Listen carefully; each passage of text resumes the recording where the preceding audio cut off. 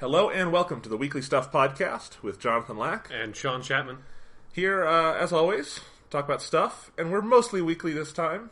Sure. So I'm happy. It's been like 9 days, so, Yeah. It's good enough.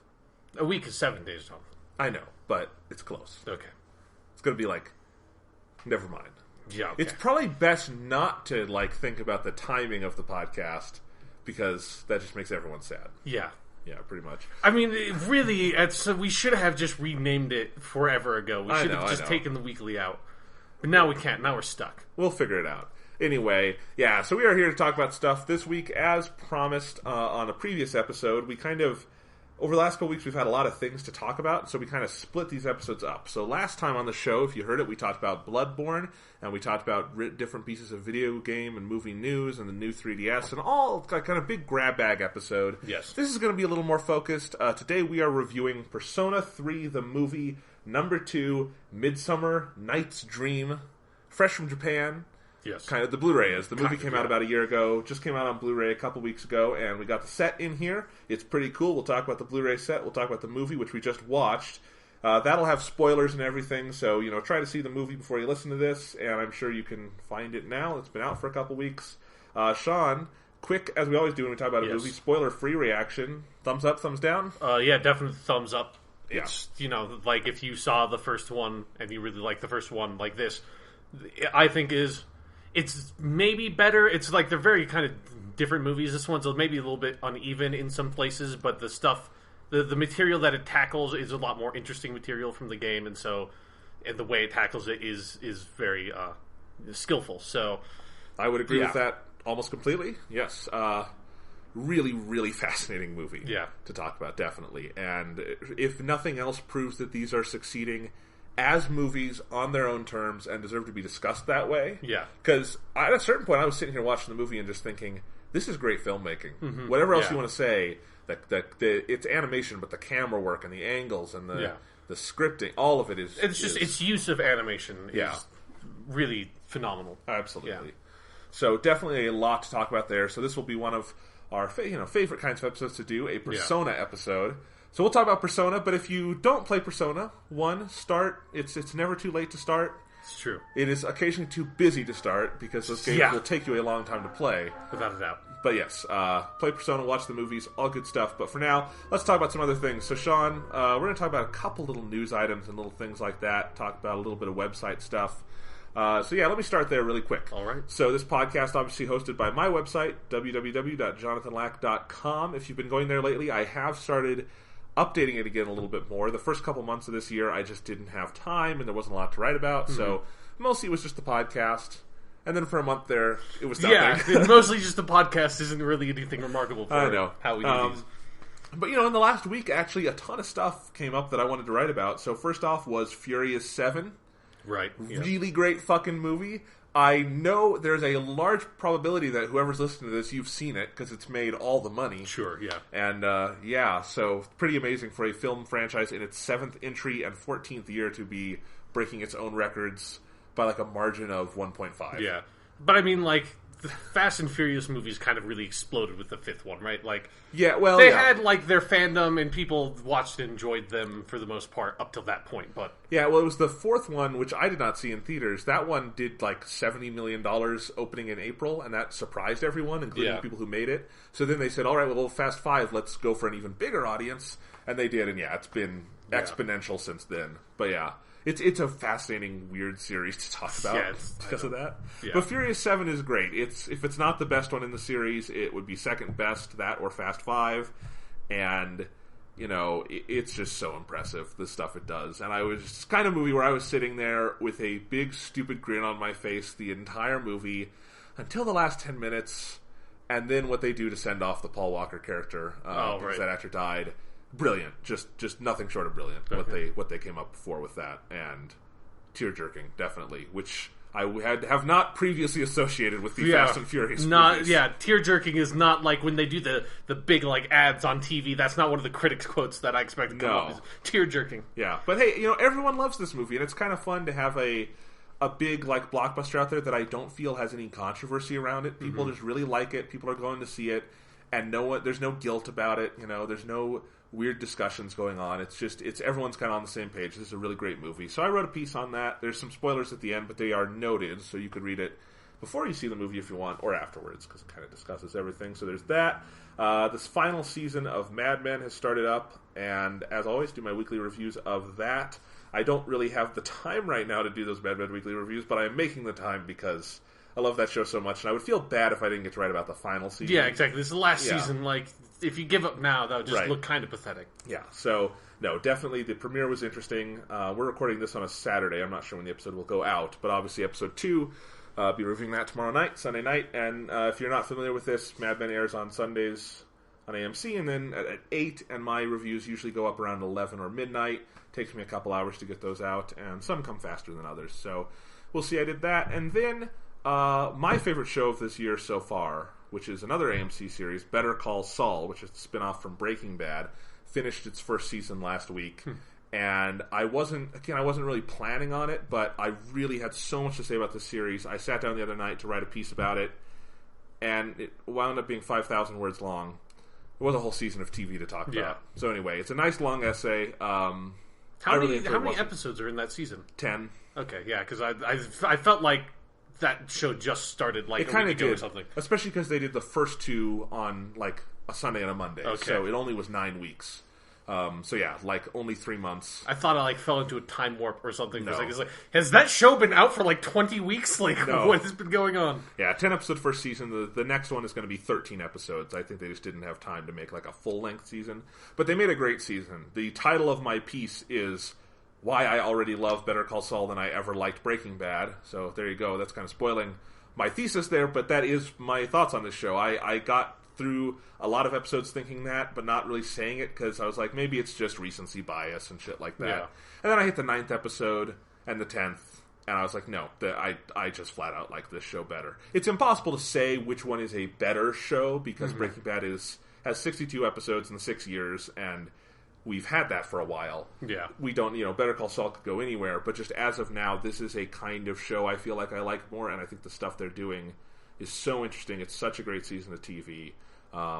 So yeah, I'm happy to have it, and I was happy to write that piece, because there's so much interesting stuff in that series to talk about. So yeah, and I don't know, maybe because Mad Men will be off this time next year, I might add Better Call Saul to the rotation next year for like stuff, but I'm trying not to think about that because I will be done with college by then. Yeah, you don't know what's happening in 1 year from now. Like, America could be destroyed in 1 year, Jonathan. You can't make plans that far ahead. Are you feeling that too? I'm not trying to think about my life after that. It's like, just don't assume that the world will still exist. Yeah, so that's probably good. That's my policy.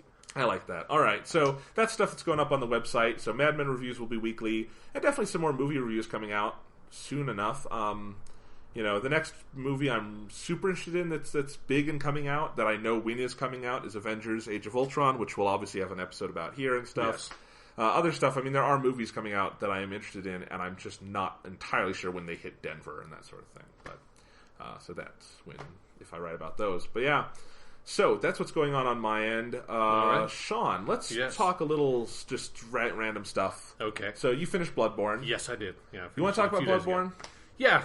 Like the last time I talked about it on the podcast, I was right. Like, I was really close to the end, and so there's like not a whole lot that changed my opinion. I still think Bloodborne is absolutely fantastic. For people who have played and like are curious, I got you'd say the third ending, like the real true ending of the game, because there are 3 different endings. And for people who are still playing the game, you might want to try to like look up a spoiler-free way to get the ultimate ending, because it's not impossible, but it's kind of like Persona 4, where it's like the true ending is hard enough to stumble on your own and easy enough to miss that you probably want to just look it up, because it is not to say that like getting the true ending is like, oh, now everything makes sense, because the true ending ends with a character holding up a slug. That's like the last shot of the game, like a big slug creature. And like giving context for that would be a little bit too spoilery. Even if I gave context for it, it wouldn't make any sense. Yeah, I don't know how you would explain that. Yeah, no. But yeah, so again, it's not like the story, kind of like with Dark Souls, the story's not, so upfront that like anything ever makes sense, really. But I do think like it's... You fight like an extra boss if you get the true ending, and it's there's a little bit more sort of like completeness feeling to the ending than like I watched the videos for the other endings, and like they're very obviously like bad endings to the game that do not wrap up a story. So yeah, like Bloodborne, really awesome, amazing game. I think I personally probably like it more than Dark Souls, even though Bloodborne does not have like the range of different characters you can make in Dark Souls. I actually ended up making another character that I'm not sure how far I'm going to go in it on. But like my main character in Bloodborne was kind of like a dexterity build character, which kind of changes what weapons you're going to use over the course of the game. So I just started a new character to focus on the strength stat, to use strength weapons since I didn't get to use any of those. And once you know how to play that game and know where enemies are and stuff, you can just like blaze through it really quickly. So, like, it was interesting to me that I had this compulsion to play Bloodborne again, to play a different class or kind of character, even though there's less of a difference between different kinds of characters in Dark Souls. Whereas when I beat Dark Souls, I was like, I could play it again with magic, but that doesn't seem like that would be that much fun. So, yeah, I think Bloodborne is an absolutely amazing game, and people should play it. Awesome. I also saw you playing earlier today Axiom Verge, new PS4 game. Came out very recently with Sony's, like, Spring Fever thing they're doing, where like an indie game comes out every week, and this just got really, really good buzz, and it's a Metroid style game. I refuse to say Metroidvania because I hate that term. That's stupid. That would be like saying, like if you took the original and then a knockoff. Yeah, it would be like calling first person shooters Doomensteins. Yeah, it's like that's what I was meaning. Yeah. So yeah, like people use that fucking Metroidvania term. I hate that term. It's a Metroid style game, so and it's very retro style. It's like, it kind of is going for an NES 8-bit kind of aesthetic with its graphics, but it does a lot of very interesting things with it. I'm not super deep in, but I'm having a lot of fun with it, and, like, I'm not the biggest fan of the Metroid game genre. Like, it's not my favorite, but it's one that, like, every couple of years, I feel like I just have to play one. It's just, like, a genre that's... It's such a specific kind of game that I can't play a lot of them in succession. It's like every once in a while I'm ready for one. I was ready for this. I totally feel that. I think it's a kind of game genre that is super demanding for the developer, super demanding for the player, and it's really easy to get wrong, but when you get it right, I think it's one of the most fascinating and compelling kinds of games you could ever play. So, yeah, I looked it up. It's on PS4 right now. It's going to come out on Vita soon, and I will probably play it when it comes out on Vita. Yeah, this seems like it would be a good game for the Vita. In fact, like, I would probably even prefer to play it on the Vita because playing it, it's like full widescreen. Yeah. And sometimes, like, especially on some of the boss fights, the bosses are on like the far right side of the screen and you're on the far left side of the screen and trying to dodge projectiles and shoot the boss. That's really hard on, like, we don't have the biggest TV in the world, but it's a decent sized TV. Right. And it's like, that style of game is not made to be that. I almost wish it was just in full screen because it would make it a lot easier to sort of encapsulate the game. Right. So maybe it would even be better to play on Vita where you can see the whole screen easily at one time. And I like that kind of game on that kind of device. So anyway, looks like a cool game. And maybe we'll talk about it more when we've had more experience with it. Yeah. So I don't have a lot of game stuff to talk about. I mean, I've really just been playing... I played some of Super Mario 64 because that's out on the Wii U right now, and that's fun. And that's a good game. It's a great game, and it is... I really like that game. Sadly, it is one of those things where I have played that game too much in my life that at a certain point, like, a lot of the genius of 64 I still completely respect on, like, an intellectual level, but now I can't enjoy it as much because it's so exploration and mystery-based and just having fun discovering stuff. And I do know everything. There's no discovery or exploration for it anymore. That is not at all a knock on that game. I've been playing it for 15 years. You know, it's longer than that. So anyway, brilliant game. If you somehow have never played Super Mario 64, thumbs up. But anyway, I recommend getting around to it. Yeah, I've just been playing some stuff to kind of kill time when I need to take a break from things, but not a lot. But I did play something new this week, and it leads me to a question I want to ask you, Sean. Okay. I want to see if you can answer this, or if we can figure out and answer this. All right. I'm curious what this is going to be. Why do people like Telltale games?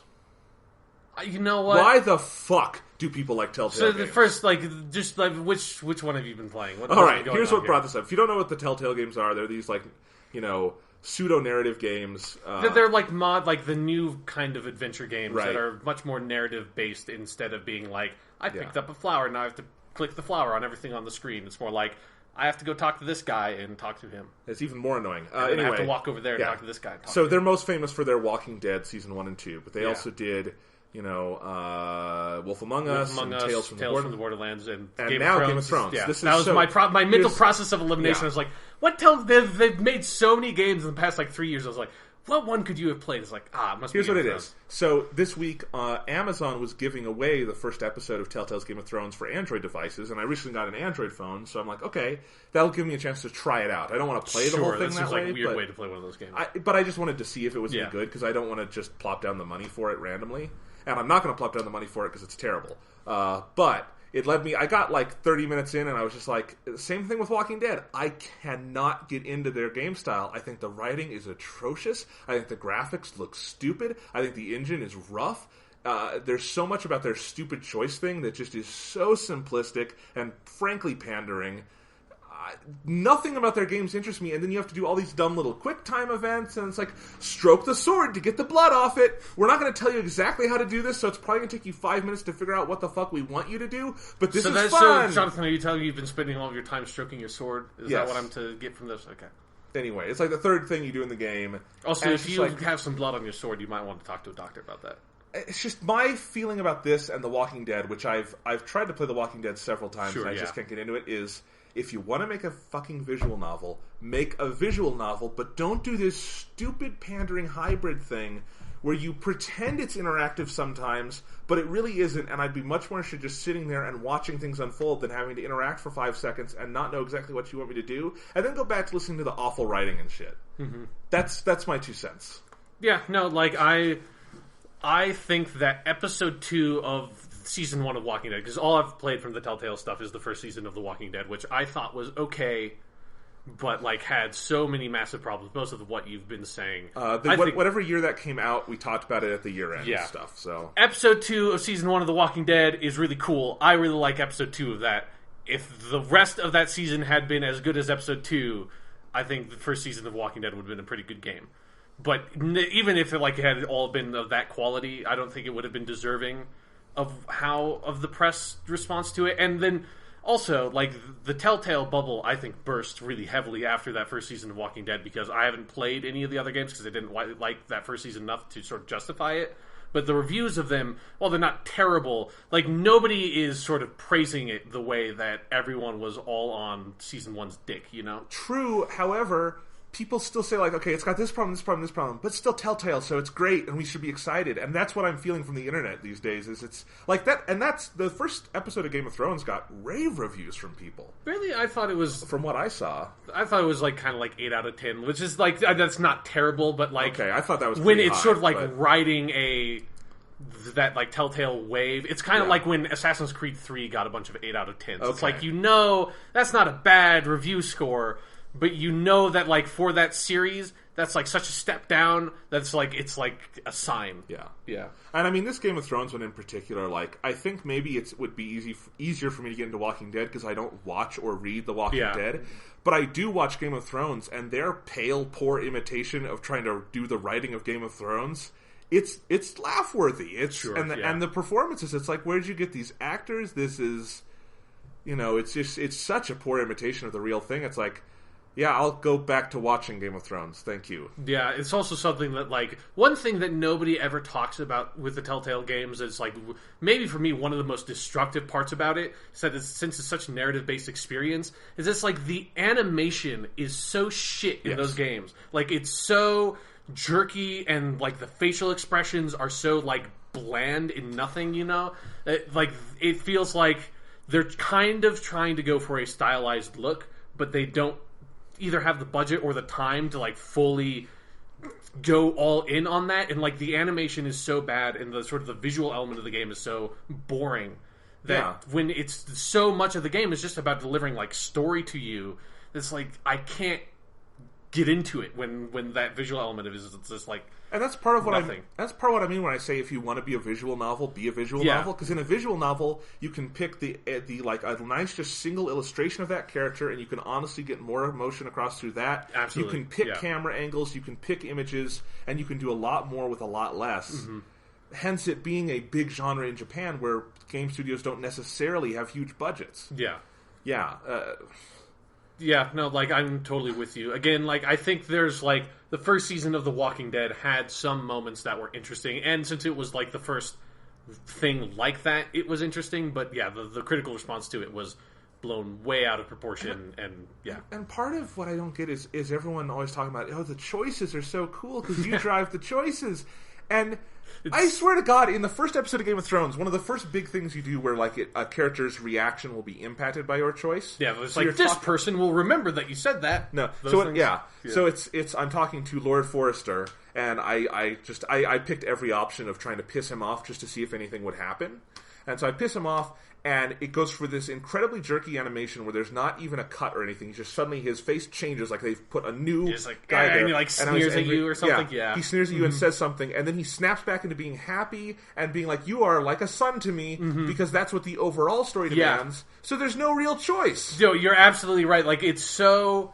Again, it's like it was something that with the first season of The Walking Dead, they disguised it okay for the first 2 episodes, but like at a certain point, like it became so obvious that the choices were so module, that it's like, like you make this choice, and so then like for the next cut, and like the next couple of lines like will be related to that choice, and then they'll snap back to like main story mode, and then like 1 episode later you'll be talking to that character again, and then like there'll be one sentence in the middle of a conversation that links back to that one choice, like really obviously, and they'll like snap to like a different camera angle, and like their face will just snap to another emotion, and they'll say that line like, "Oh, and I fucking hate you," even if the main conversation is about how like you're best friends, which is like an exact situation that happened to me in episode 5, where my reactions to one character in The Walking Dead changed when I realized that character was a complete asshole. So I started like changed from being like, "Hey, we're buddies," conversation options, to "You're a fucking asshole," conversation options. So like every other sentence with that guy was like, "I fucking hate you, you didn't try to save my son," and it's like, "Man, you've always tried to stick by me, but then that one time you said that something to my wife, but man, we've been through thick and thin." It was just like the guy was like a fucking schizophrenic all of a sudden. And it's like, I'm used to, in like the choice thing in video games, like the Mass Effect, Dragon Age, BioWare model of it being super fluid, and like they do it so well, and it's like, I don't know how, if you've ever played a game like that, you can look at the Telltale stuff and think that's even acceptable as game design. And then you get into the dumb stuff where, like, you have to clean your sword, or you have to run around, and so you have to hold one button down, and it's super awkward. Or, where I finally just gave up on Walking Dead Episode 1 multiple times is when you get to that fucking farm and you have to walk around and figure out what to do. Yeah. And there's no indication. I have never figured out what they want me to do there. You just talk. I mean... I did talk to everyone. Nothing happens. Yeah. Nothing happens. Eventually, like, a bunch of zombies attack, and then you make a choice to save, like, one person's life or this other person's life. Right. But no matter what choice you make, the same person dies. Oh, wow. Yeah. How am I not surprised by that, Yeah, Sean? And then at the end of that episode, you get to make another choice between 2 people, and you actually do get to save one of them, but even if the person you save, they have, like, 5 lines in the rest of the... and then they die in episode 3. So it's like, it's one of those things where as soon as you give the player choice in the story, it's like... You can't write a story with those choices being meaningful. Like, unless it's a visual novel is the only format that allows that, because it allows you to do so much writing so quickly with such a low budget. Whereas, like, with that, they can't, like, do all the animation, record all the lines, and do everything to actually make those choices feel impactful. So it's like, they're so hamstrung. But the biggest problem is that they try to sort of force down your throat constantly. It's like... always reminding you, it's like, your choices matter. Like, every time you load up the game, it's like, they might not do this anymore. But no, they do. Where it's just like, this is a game where your choices matter. Like, your choices affect the way the story goes. Yep, Game of Thrones opens that way. Every time you fucking load it up, that's what it says. And every time I look at it, it's like, no, fucking no, it doesn't. Shut the fuck up. And the other thing I'll say is that, I can see why some people might be interested in the Walking Dead version of this, because that's at least a universe where it's just... it's just a generic zombie universe. There's nothing special about The Walking Dead, so you can tell. It's definitely right. There's nothing special about The Walking Dead. Yeah, I've never watched the TV show, but I can just tell. I can tell you, as a fan of the zombie genre, there is nothing in season 1 of The Walking Dead that's special, and a lot of the people that wrote about it, I don't think were watched a lot of zombie movies because they were surprised by kids turning into zombies, which is a thing that happens in every zombie movie. I mean, The Walking Dead has a level of popularity that zombie stuff has never had, so that's part of it. Is there's a big audience that just has never watched zombie stuff, so they're... And I think that's it, because if you look at any critical reception to the TV show, it's totally muted. It's this show's okay, and that's the best that people give it, but it's got a big audience in part because I think it's using cliches that are probably unfamiliar to a large audience. Because The Walking Dead is not a cult hit, it is the highest rated show on television, or drama. So, it's I think it gets by on that. But yeah, so in the video games at least, Telltale can tell whatever story they want, and it doesn't matter what the larger continuity is, because it's just a zombie world. You can make a character matter. Yeah, as far as I know, I don't have any real experience with the rest of The Walking Dead, but I'm pretty sure there's nothing in those games that really refer to the other Walking Dead things. Right. So it's easy to do that. With Game of Thrones, however... You can't just pick whatever shitty house we've never heard of you want to before and make us suddenly care about characters who mean nothing. Because I'll tell you what, Game of Thrones itself has enough characters I don't give a shit about. Okay? Yeah. Game of Thrones, and I'm really excited for this upcoming season because one of them, they've just kicked off the show and he's not going to come back until season 6. And I love that. And they need to do more of that because Game of Thrones has a lot of great characters and then it has a lot of... Why are we spending time on these people characters? I'm talking about Bran. If you like Bran, you're fucking stupid. Anyway, so now we're House Forrester. We are one of Lord Stark's most loyal bannermen. It's and you conveniently have never heard about any of these people before. Right. I think if you look at the appendices to one of the books, maybe they're on a chart. Yeah, it's per parenthetical in a footnote somewhere. Forced. But I mean, here's the thing: it's Telltale had to go to the makers of the show and to George R.R. Martin and be like, what's a set of characters neither of you will ever use in any way that we can then use. And it's why make the game at that point? So are you saying that playing the Game of Thrones game is like playing anime filler Game of Thrones? Sure, yeah. More boring, but yeah. Sure, yeah. But it's we can't make any new characters that can be significant in any way. Yeah. So we just can't make anything that's interesting, but we're going to make it anyways to try to make money. Like Gohan and the Orphans. Yeah, sure. Yeah. Those orphans aren't going to come back. Yeah, they can never come back. Or, any of, the movie villains. It's they can never be anything in anything ever. Just, they have to be relegated to their weird pocket universe and never be referred to in the actual material. Whatever happened on that, 3 years of Naruto they did that were just... Right, that's, Naruto filler is, probably a better example where it's, they're just characters that, you can't make anything that's interesting. Because it's, you're making a small... effectively non-canonical portion of a very large canonical universe. And so when you're engaging in that the entire time, at least for me, I'm always just thinking, it would be a lot more interesting if I was just with the main characters that I like from the thing that I like, instead of watching these people that are sad carbon copies of the characters that I like from the thing that I like. Yeah, because that's the other thing. Even in the small amount of this game I played, I could tell, okay, that character is supposed to be this character. Yeah, exactly. And that character is supposed to be this character. And it's and this event is basically just this event from the novels or whatever. Yeah. So, whatever.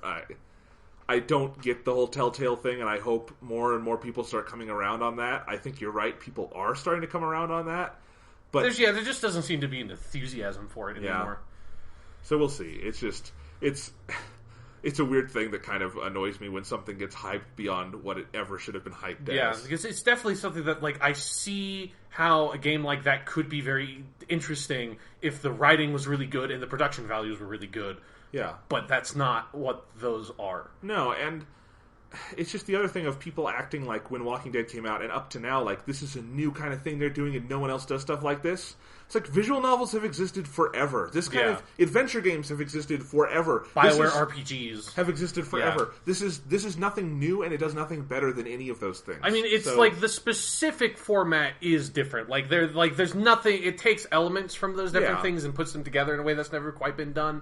But still, the production behind, just the quality of it is not high enough. I think to make it interesting to me. Yeah.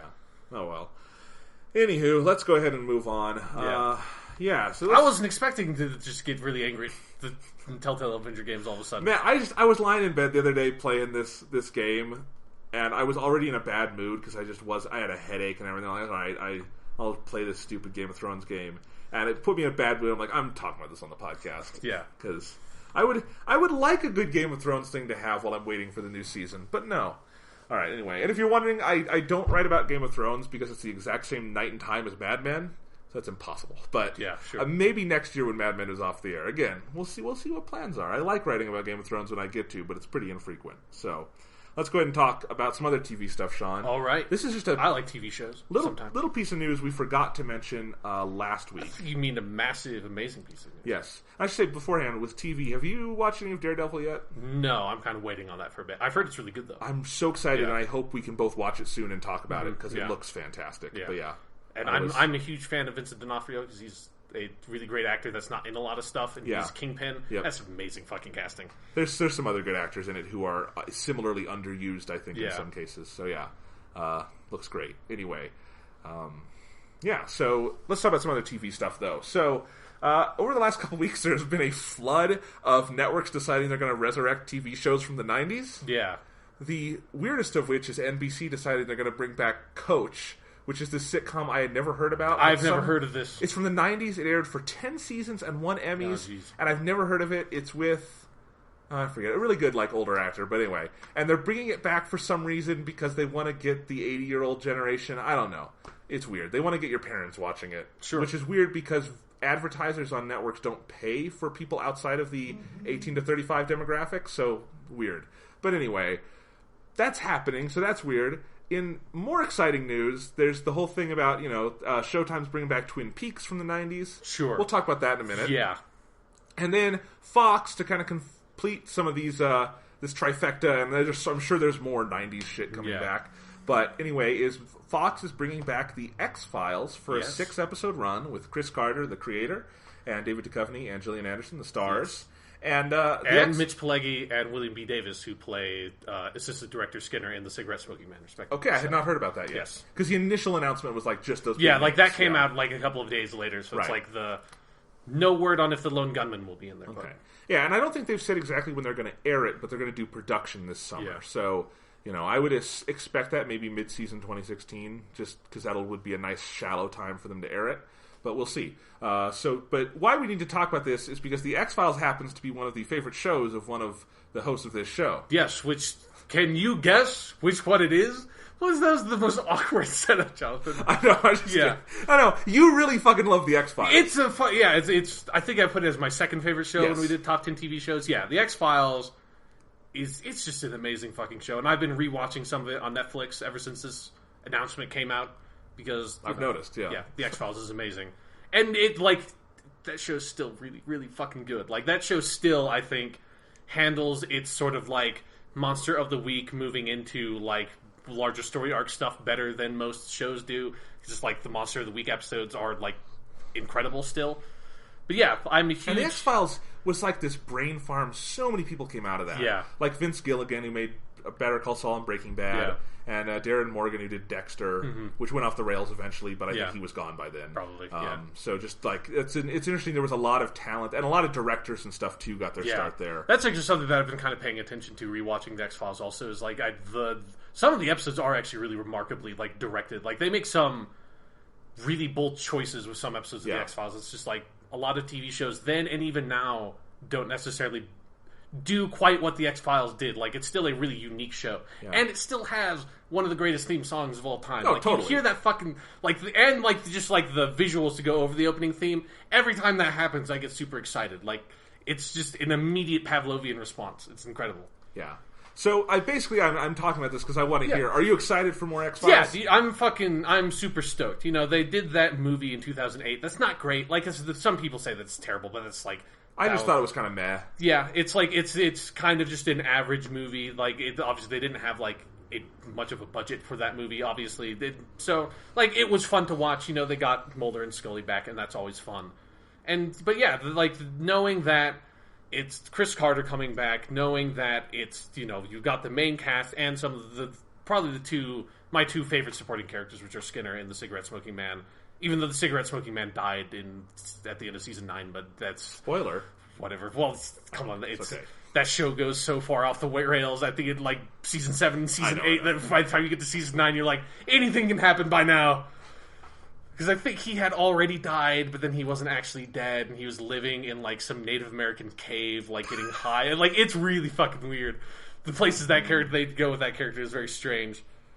Yeah, so I forgot what I was talking about. Are you excited for the reboot? They did the movie. Mm-hmm. Now like I'm mostly curious to know what they're going to do. Like my biggest hope is that it's just 6 standalone episodes. Just do Monster of the Week stuff because I think while it would be interesting to see what they would try to tackle with the larger conspiracy storyline that had all this like 2012 kind of stuff going on when that show was going off the air, because that was like 2001. So 2012 was something that was actually like cool to think about back then, as like Mayan prophecy and shit. Now that's so passe that I hope they don't try to go back and do a whole, because it would, like, if they tried to do like this whole alien colonization thing, which is what they're kind of building up, it would just consume the whole chunk. Wouldn't it be great if they came back, first episode, Mulder and Scully are hanging out, I was like, gee, Mulder, remember when we had to fight the aliens? Yeah.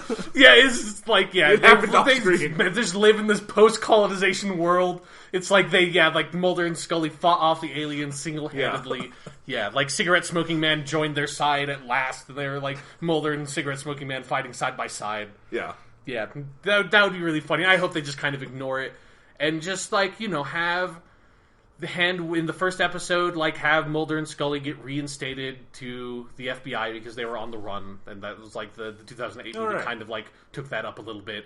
Like, have them be brought back in, since you're bringing back Skinner, who was like their boss at the FBI. You can just have him bring them back to the X-Files, reopen the X-Files, because the X-Files got closed like 5,000 times on the show. So, like, I just finished watching the first arc where they closed the X-Files for the first time. I'm like, oh yeah, this isn't the only time that this happens. They make such a big deal out of it now. So reopen the X-Files and just have them go on some really weird cases. That's what I want most from the show. And maybe they could set it up and rehabilitate it that every couple of years, if they wanted to, they could do a special or a standalone Yeah, exactly. Thing, just like, it would be cool if they could just open it up and just, like, the potential for the X-Files doing really grand alien conspiracy stories, I think, is kind of gone. But that was never the best part of the show. Like, it was a thread of the show that was necessary because it allowed for a lot of interesting character development and bigger storylines, sort of propelled the show and gave it a lot of momentum.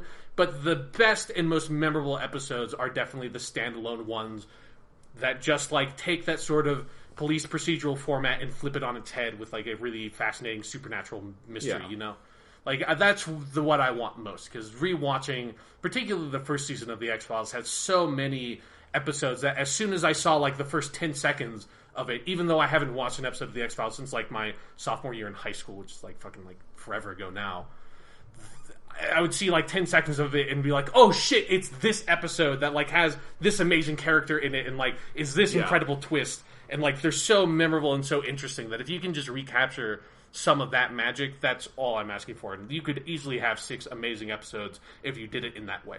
And they haven't announced, like, who all is going to work on it. Like, we know Chris Carter's going to be there and the actors, but it would be interesting to see if they can get any of these now very famous TV writers back to maybe Vince Gilligan would love to just write he has an idea for, I wanted to write this X-Files story. Yeah, like, the show has been off the air for, like, 14 years now. Like, some of those guys, like, the best writers of the show have probably been like, fuck, man, this would be a great story for the X-Files. And it's actually one of the really fun things, if you listen to the Breaking Bad or now Better Call Saul podcast, Vince Gilligan tells X-Files stories all the time. Cool. It's one of the fun things. It's just like, because he learned to do this on that show, so he has so much, and that show went on forever. Yeah, so, 9 seasons, it was a long chunk of his life, and anyway, I just think that there's a lot of possibilities, and yeah, I should say my experience with the X-Files is not as big as yours. I've seen, like, scattered episodes from Throughout the Run. Yeah. And then I know I've watched at least the majority of the first season, but I tried watching it back before it was, like, easily available on Netflix. Right, yeah. And I've always, I love the show. I've always meant to take the time and watch it. It's just, it's a big show. Yeah, definitely. But I'm going to try now, because I would love maybe over the summer. I don't necessarily plan on getting through the whole thing, but if I could watch enough that we could do a fun X-Files episode. Sure, yeah. I know you would like that. Yeah, definitely. Yeah. And it is a thing that, like, if you wanted to, you could stop. Like, I think the show actually kind of got back to an interesting place in season 9, where by then they had basically replaced Mulder. Like, Scully was still on the show, but Mulder was almost all the way off it. they had kind of done something interesting with it, but you could really stop watching like around season 6, I would say. So I think maybe you could tell me what episodes I should see from the rest of it. Maybe, yeah, because I think between season 5 and season 6, I want to say, is when the first movie takes place. Like, you should at least get through where they do all the stuff with the first movie, because the first movie is not amazing, but like, because it's just a giant episode of the show, like it fits into like the chronology and everything. Like, if you did not watch that movie, like, it would, and you just started watching season 6, you would not understand anything of what the fuck was going on. So that movie is really great for fans, but like, just not standalone as a movie at all. No.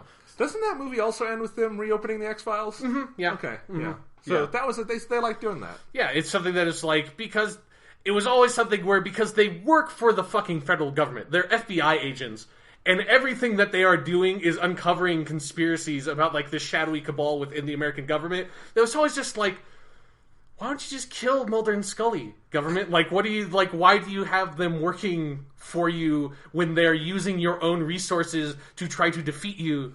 Like, what are you doing? There's some plot holes with, like, the logic of that show some places, but that's okay. Yeah, it's not important.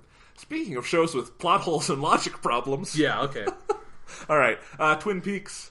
This is just funny because, all right, it was actually a couple of months ago Showtime announced that we've got David Lynch and Mark Frost, and they're going to write and direct 9 new episodes of Twin Peaks for us, and this is totally actually going to happen. Yeah. And a bunch of people believed Kyle MacLachlan was coming back and everything. And a bunch of people believed that was going to happen and are naive.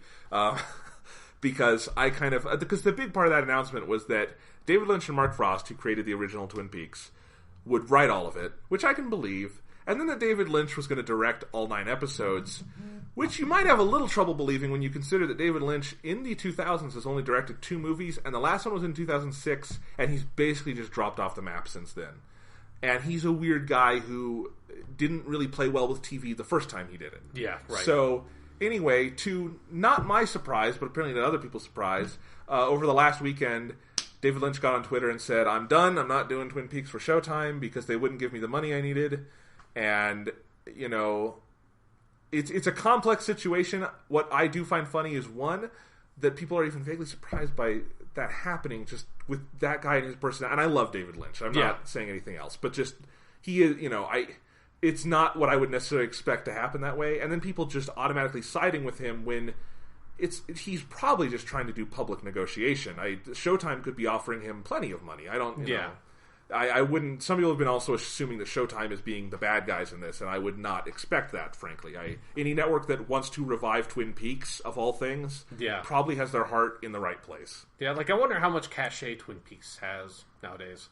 Like, the show was really beloved, but like, it was not around. I mean, it only had 2 seasons, and the second season was shit. It's still a big cult hit. It's gotten bigger because it's on Netflix, and they just did the Blu-ray set last year. No, right? And you know, I think it's weird that anyone would. I mean, it's our nostalgia machine now. We're going to bring everything back from the 90s and all this stuff. I mean, X-Files makes sense because X-Files was, for a number of years there, one of the highest rated shows on television. Yeah, I mean, they got their own fucking movie that they made that fit in between 2 seasons. Like, it was not some, like, we're doing some weird adaptation of the X-Files as a movie. It's like, no, we're just fucking making a movie-sized episode of this show now. Yeah, and that does not happen. And while I do think, you know, like, the last movie kind of flopped, which isn't surprising because it wasn't a movie series, it makes sense that on TV the X-Files will always have a built-in audience, I think. Yeah. Like, it will do well for Fox. For 6 episodes, totally. That's going to get viewers. Mm-hmm. You know, you can trust that, I think. Twin Peaks is a little different, but Showtime doesn't have to worry about that so much because they are a pay cable channel. Yeah, that's right. But anyway, so yeah, I mean, thoughts? Yeah, like, I watched the first season of Twin Peaks and the first few episodes of season 2 and, like, couldn't get into season 2 as much.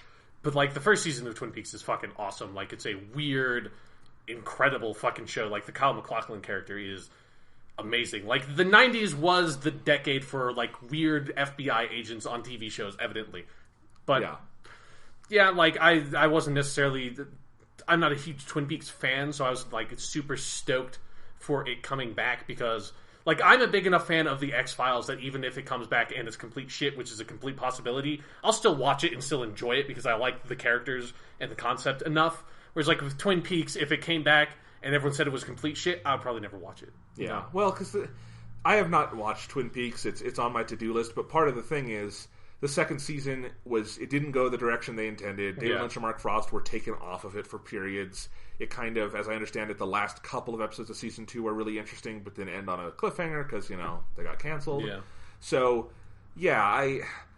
it's a weird kind of thing where I would rather David Lynch make another movie, or he and Mark Frost make a new TV show. He should go and he should make Dune again. He should just make another Dune. He hated his experience on that movie so much so that he took his name off of the credits, but he should still make another Dune, because the Dune the movie came up in one of my classes sort of tangentially, and I've been thinking a lot about that lately. And that's what I'd rather have him spend his time doing, is recapture that insane magic somehow, rather than going to Twin Peaks. Yeah, just because, I think Twin Peaks maybe had its time, and maybe they really do have something new to say with this, but, it's not the X-Files. Again, this is a good comparison, because I can totally understand why those people would say, sure, 6 episodes, we can do another 6 episodes of the X-Files. But what is another 9 episodes of Twin Peaks? That's a really good point, because Twin Peaks was so focused on its core, the case about Laura Palmer, which they solved partway through season 2, which is also when the show kind of just goes bad, just real bad. It's kind of after they solved the Laura Palmer stuff. And the Kyle MacLachlan character is so interesting that it would be fun to see him back in that role doing something, but I don't necessarily want to see everybody from Twin Peaks come back and have him go back to the town and there being another mystery there. The X-Files is a format that you could do that infinitely. It's like Doctor Who or something, or Law and Order. You could just keep on doing the episodes of that, because it's just the core premise of the show allows it. Twin Peaks does not have that sort of core loop to it the way that those shows do. So and again, especially because David Lynch has not been very prolific in this century, I would like to see something new from him. Maybe that's more than going back to something he already did. And who knows, if it is still, by the way, entirely possible that this gets made. Showtime has not canceled it. Mark Frost is still attached. Kyle MacLachlan is still attached. And I think what will probably end up happening is they'll get David Lynch back, he'll direct the first episode, and then, as happened on the original Twin Peaks, other people will direct the rest of it, because that's how TV shows work. And it'll be fine. Yeah, that's how TV... And there's so many great TV directors out there who would be just as good at directing an episode of TV as David Lynch would be. You can do it. I think it'll still happen, but we'll see. It's a lot of fuss over something that it was going to get a lot of internet attention, but was never going to, change society. Not the way that 6 new episodes of The X-Files obviously will. Yes. Because the truth is out there, Jonathan. Absolutely. So anyway, the 90s are alive. It's weird. At least, The X-Files and Twin Peaks are, 2 really cool parts of the 90s. That's true. It's not like a lot of the shit that was going around in the 90s that people tried to bring back. Like Coach. Sure, yeah. To bring us back to the beginning maybe, of this I have no idea. I can't say... Yeah, I don't know. Like you, I never heard about that. I didn't even hear that they were bringing it back. I just think it's funny. It's so off my radar. It doesn't even sound real.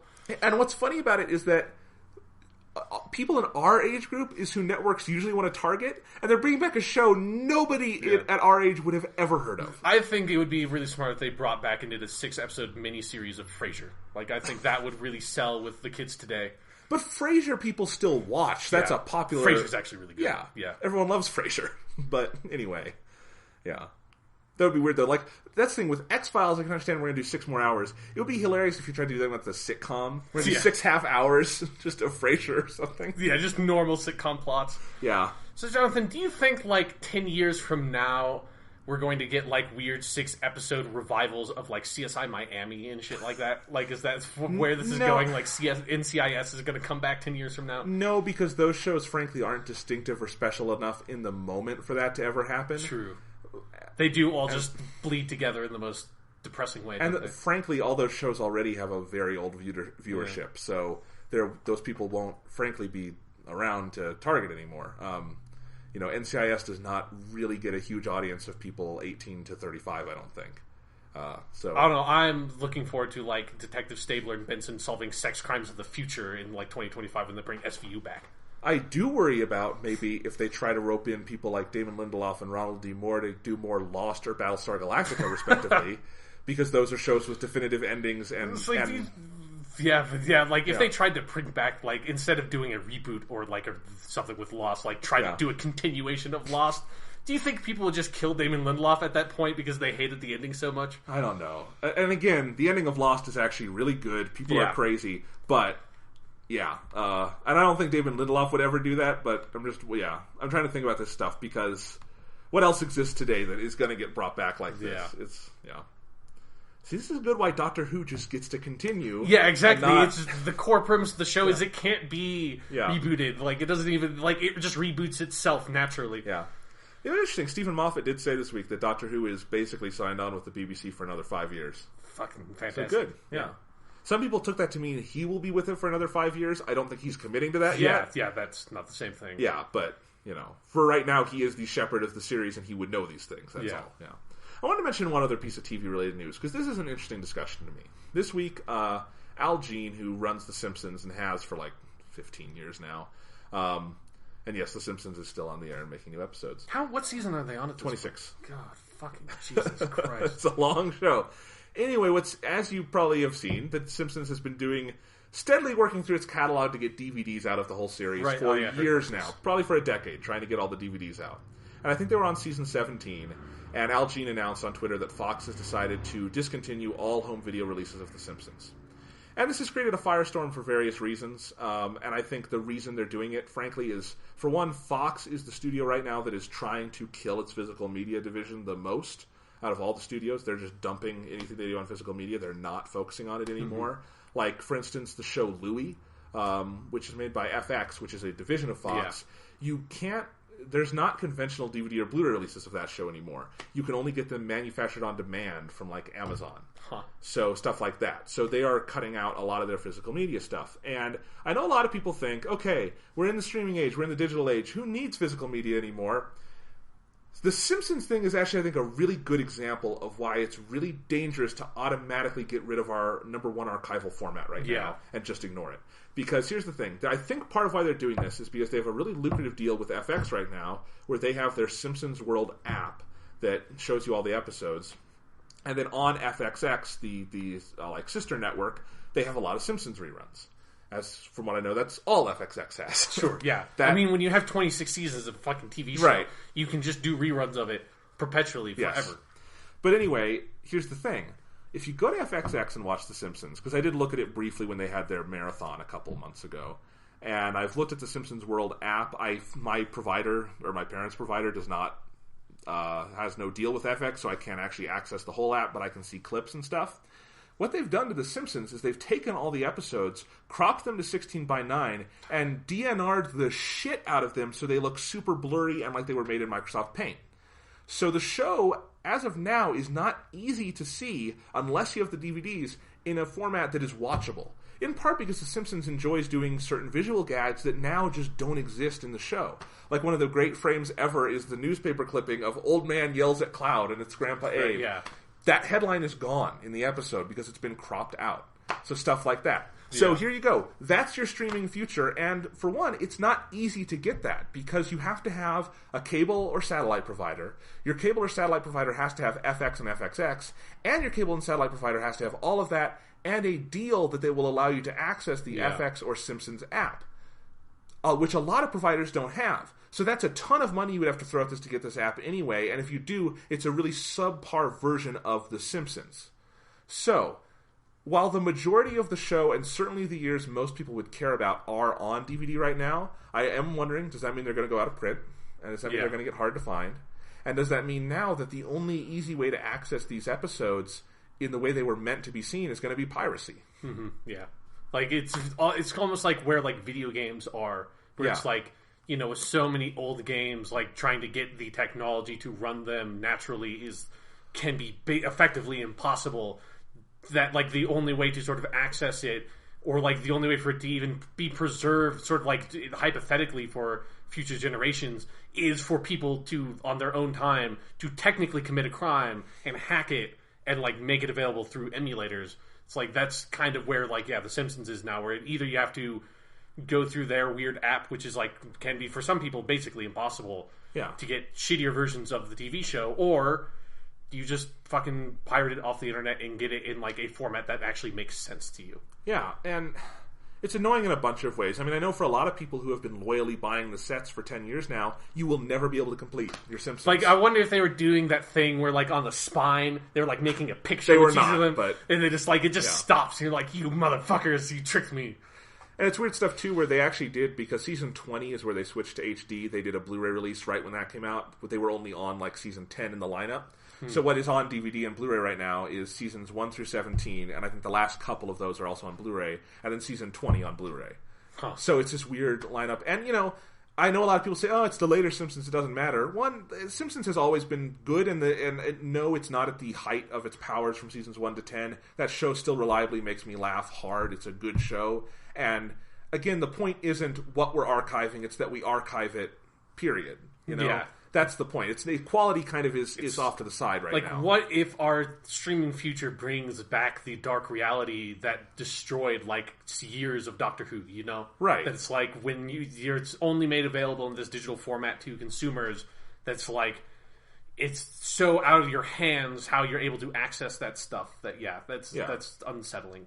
And look, I get why streaming is nice, and I do it all the time, too. For most of my TV stuff, I use Netflix and Amazon and Hulu and whatnot. And that's great, but it is for stuff you really care about.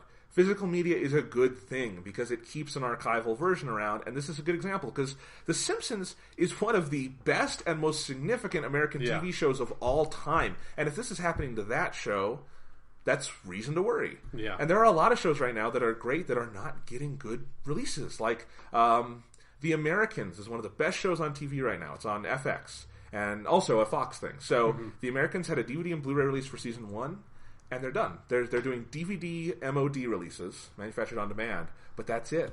And that is too good a show and too artistic a show, I think, to not have an easily archived HD version of it. It is easily available digitally in that stuff, but not in any format where you can just own it. It's all streaming. So that means that if you buy an episode of TV on Amazon or iTunes, you don't own that. You just own a license to stream it. That's it. And that can be scary sometimes because these companies seem like they're going to be around forever, and many of them might be around for a long time, but their policies can change. Yeah. They can lose the rights to those things, you know. So it's a weird thing, and I think The Simpsons is now in this weird chokehold where if I want to watch an episode of The Simpsons, maybe I can go find a used DVD, and that's okay. Yeah. Or I can pirate it, you know. And why would you want to be giving consumers one of those two choices? Exactly. And I think there's a way to make this all okay. You know, we're still in the infancy overall of streaming in the digital future, and there are ways to improve it, like letting people, as we have done with music for years now, download it without digital rights management. Exactly. But we're not anywhere near that. So, yeah. Yeah, it's a weird, weird thing. Quit tying your fucking streaming services into cable. Yeah, I don't get that. Because my parents had to do some like cable stuff recently, and as a result of it, like they got HBO, and like having to go over there and figure out like HBO Go and like okay, what do we have access to? How do we like all this stuff? It's like fuck cable, dude. Yeah. How and why do people deal with that shit anymore? Like I just no. There's enough good stuff to watch that I don't need to bother with that. I will go do something else with my time. I totally agree. Yeah, it's so stupid. And, you know, HBO, it seemed like they were going to fight the good fight and this HBO Now thing was going to come out that would be unbundled from cable. But no, instead it's just bundled with Apple, and unless you own an Apple TV or an iPhone, you literally cannot access it. Yeah. So it's no better. It's the exact same thing. It's like really weird that like a lot of these fantastic content providers are stuck in this weird like wrestling match with these people that have like the ability to restrict how like who and how you can access it. It's like, you know, like you can't get HBO Go on Sony platforms through Comcast, right? Because Comcast is like, "Fuck you, Sony." And it's like, well, what? That's crazy. That's insane. That I am not able to access it on my fucking PS4 that I can on my Xbox 360 because Comcast doesn't want to make the deal with Sony. Like, there's so many companies that have to do all these different relationships through that structure that it's like, it makes no sense. And me as like the user has no power to engage with it in any way. Yeah. So it's just, all that stuff is just burn it all to the ground. That's what I say. Yeah. Burn it to the ground. Bring back X-Files. Just, you know, all I'm saying, be wary of these companies. They don't have your best interest at heart. Yeah. In any case, so Game of Thrones will still be difficult to watch for a lot of people this year. That's the main takeaway. And I would think having one of the single biggest shows on television would make HBO want to make it easier for people. But no. Yeah. Fuck it. Yeah. And I am totally out of the Apple ecosystem now. Like, I have my last device, which is the exact same as my first device, which is my iPod Classic. I came full circle. Right. But I cannot watch HBO Go on my iPod Classic. How is your Apple-less reality? Are you happy there? I'm much happier. Is it nice? Yeah. It's nice. Maybe next week I'll talk about it more. Android is really cool. Yeah. I like my phone. My phone has some issues right now, but that's on the carrier level. The phone itself is fantastic. Definitely the best phone I've ever had. And Android, you know what's nice? I can just plug it into my computer, access the file system, and drag my music into it. Yeah. And then on the phone, I can access the file system and delete stuff if I want to. Yeah. It's really nice. Yeah. So anyway. Yeah. Apple, man. Yeah. Fuck them. Fuck them. Anyway, we can make fun of Apple all day, but let's go ahead and talk about something that is fun, which is, this movie actually isn't that much fun, but you know what I mean. It's really sad and depressing, but in very different ways. Than Apple is. Yeah. All right, so our main topic today, we're going to talk about Persona 3, the movie, number 2, Midsummer Knight's Dream, spelled with a K there, because you gotta keep people on their feet, right? And you have to engage the pun. Yes, and indeed, that is the full title of the movie. So, if you go back to around this time last year, we recorded an episode on Persona 3, the movie, number 1, Spring of Birth. I like your commitment to saying the full titles of the movie. You got to. I really appreciate it, yeah. Yeah, no. I'm totally with you on that. And Persona 3, the movie, number 1, Spring of Birth, we both enjoyed, right? Yes, immensely. Yeah. So, let's recap. What were we so impressed with by that movie? And, how did it exceed our expectations? What was the basis of our discussion there? I think the main thing was there's the concern is that when you're adapting a game like Persona 3 that is so huge and that does not necessarily have sort of like clearly demarcated spots where you could pick up and drop off movies. Like there are like good ideas about where you could, but it's not there are some choices that have to be made in terms of how you structure that. So I think the question was always, how are they going to be able to try to adapt this into a movie series? Where they're going to cut it off? And then for me, the biggest question by far was, what are they going to do about the main character who has some sort of implied characterization through the dialogue choices that are available to you and the ways that some people react to him in the game? The main character is more or less an empty vessel. Like the vast majority of what the main character is sort of filled in by the player himself. Yeah. And so there's a huge amount of room there, and when you have a huge amount of room with the adaptation, that's a huge amount of room to either improve or to seriously fuck up what you're doing.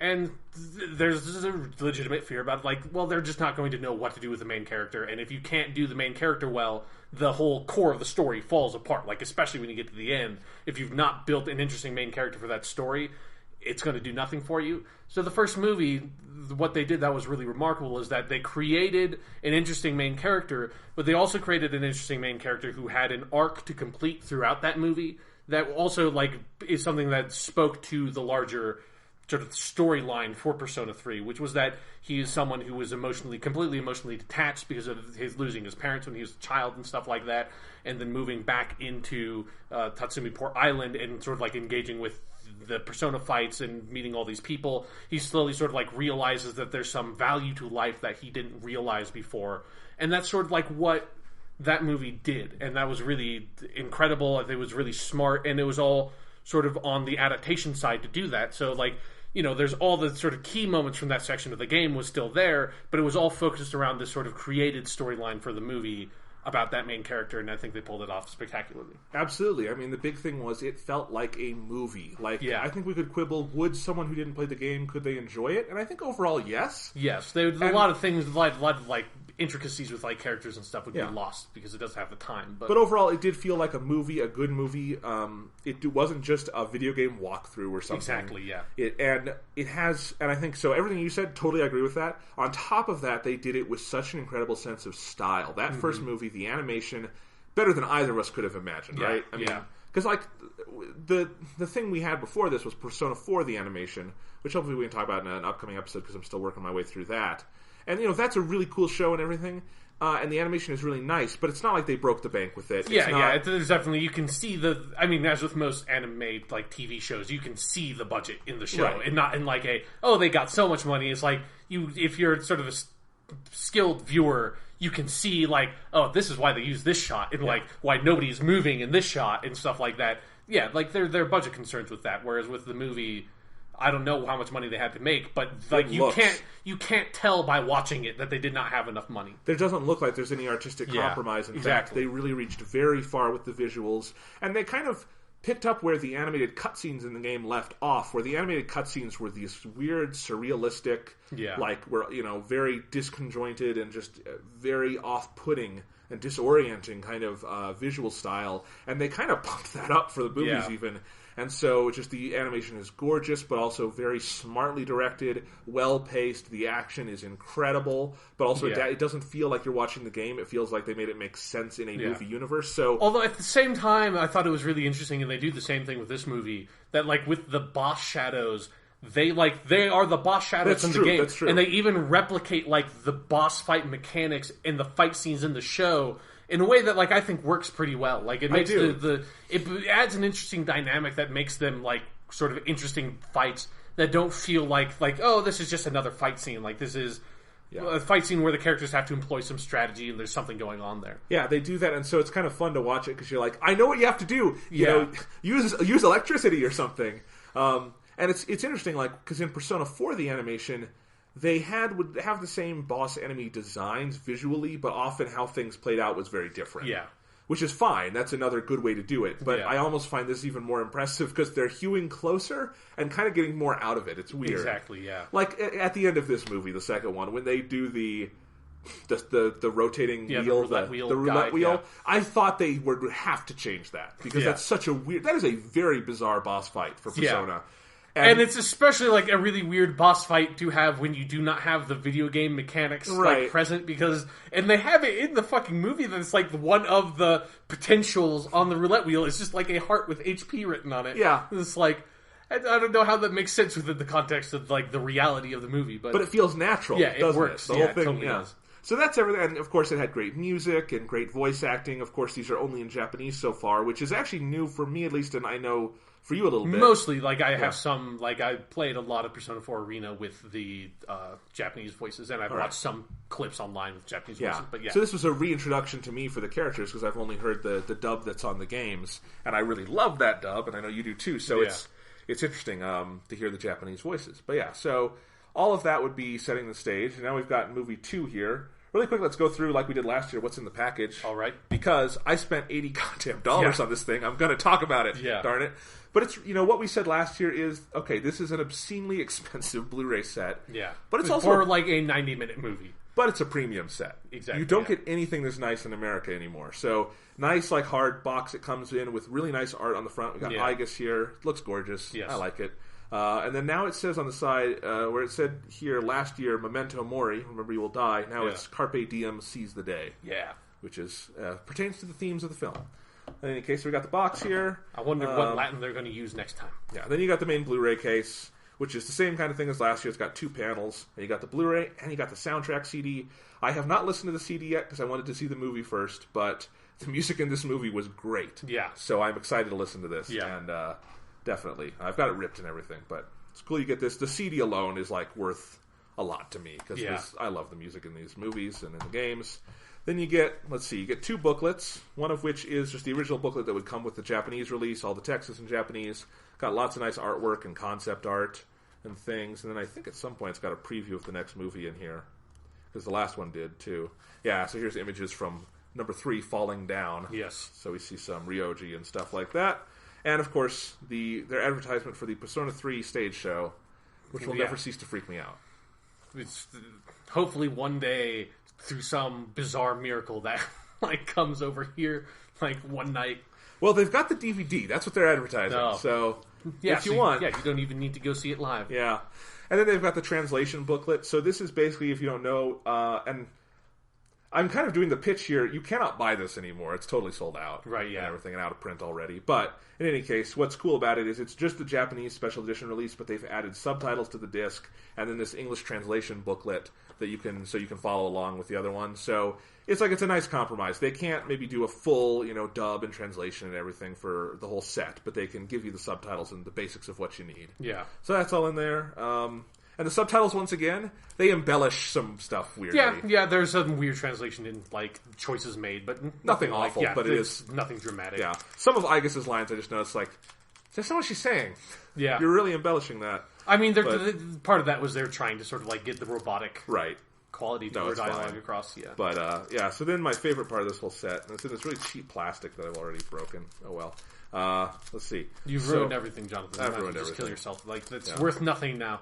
Yeah, well, the plastic doesn't so much matter, but what's inside is cool. I can't get this goddamn thing open. There we go. Yeah, this is...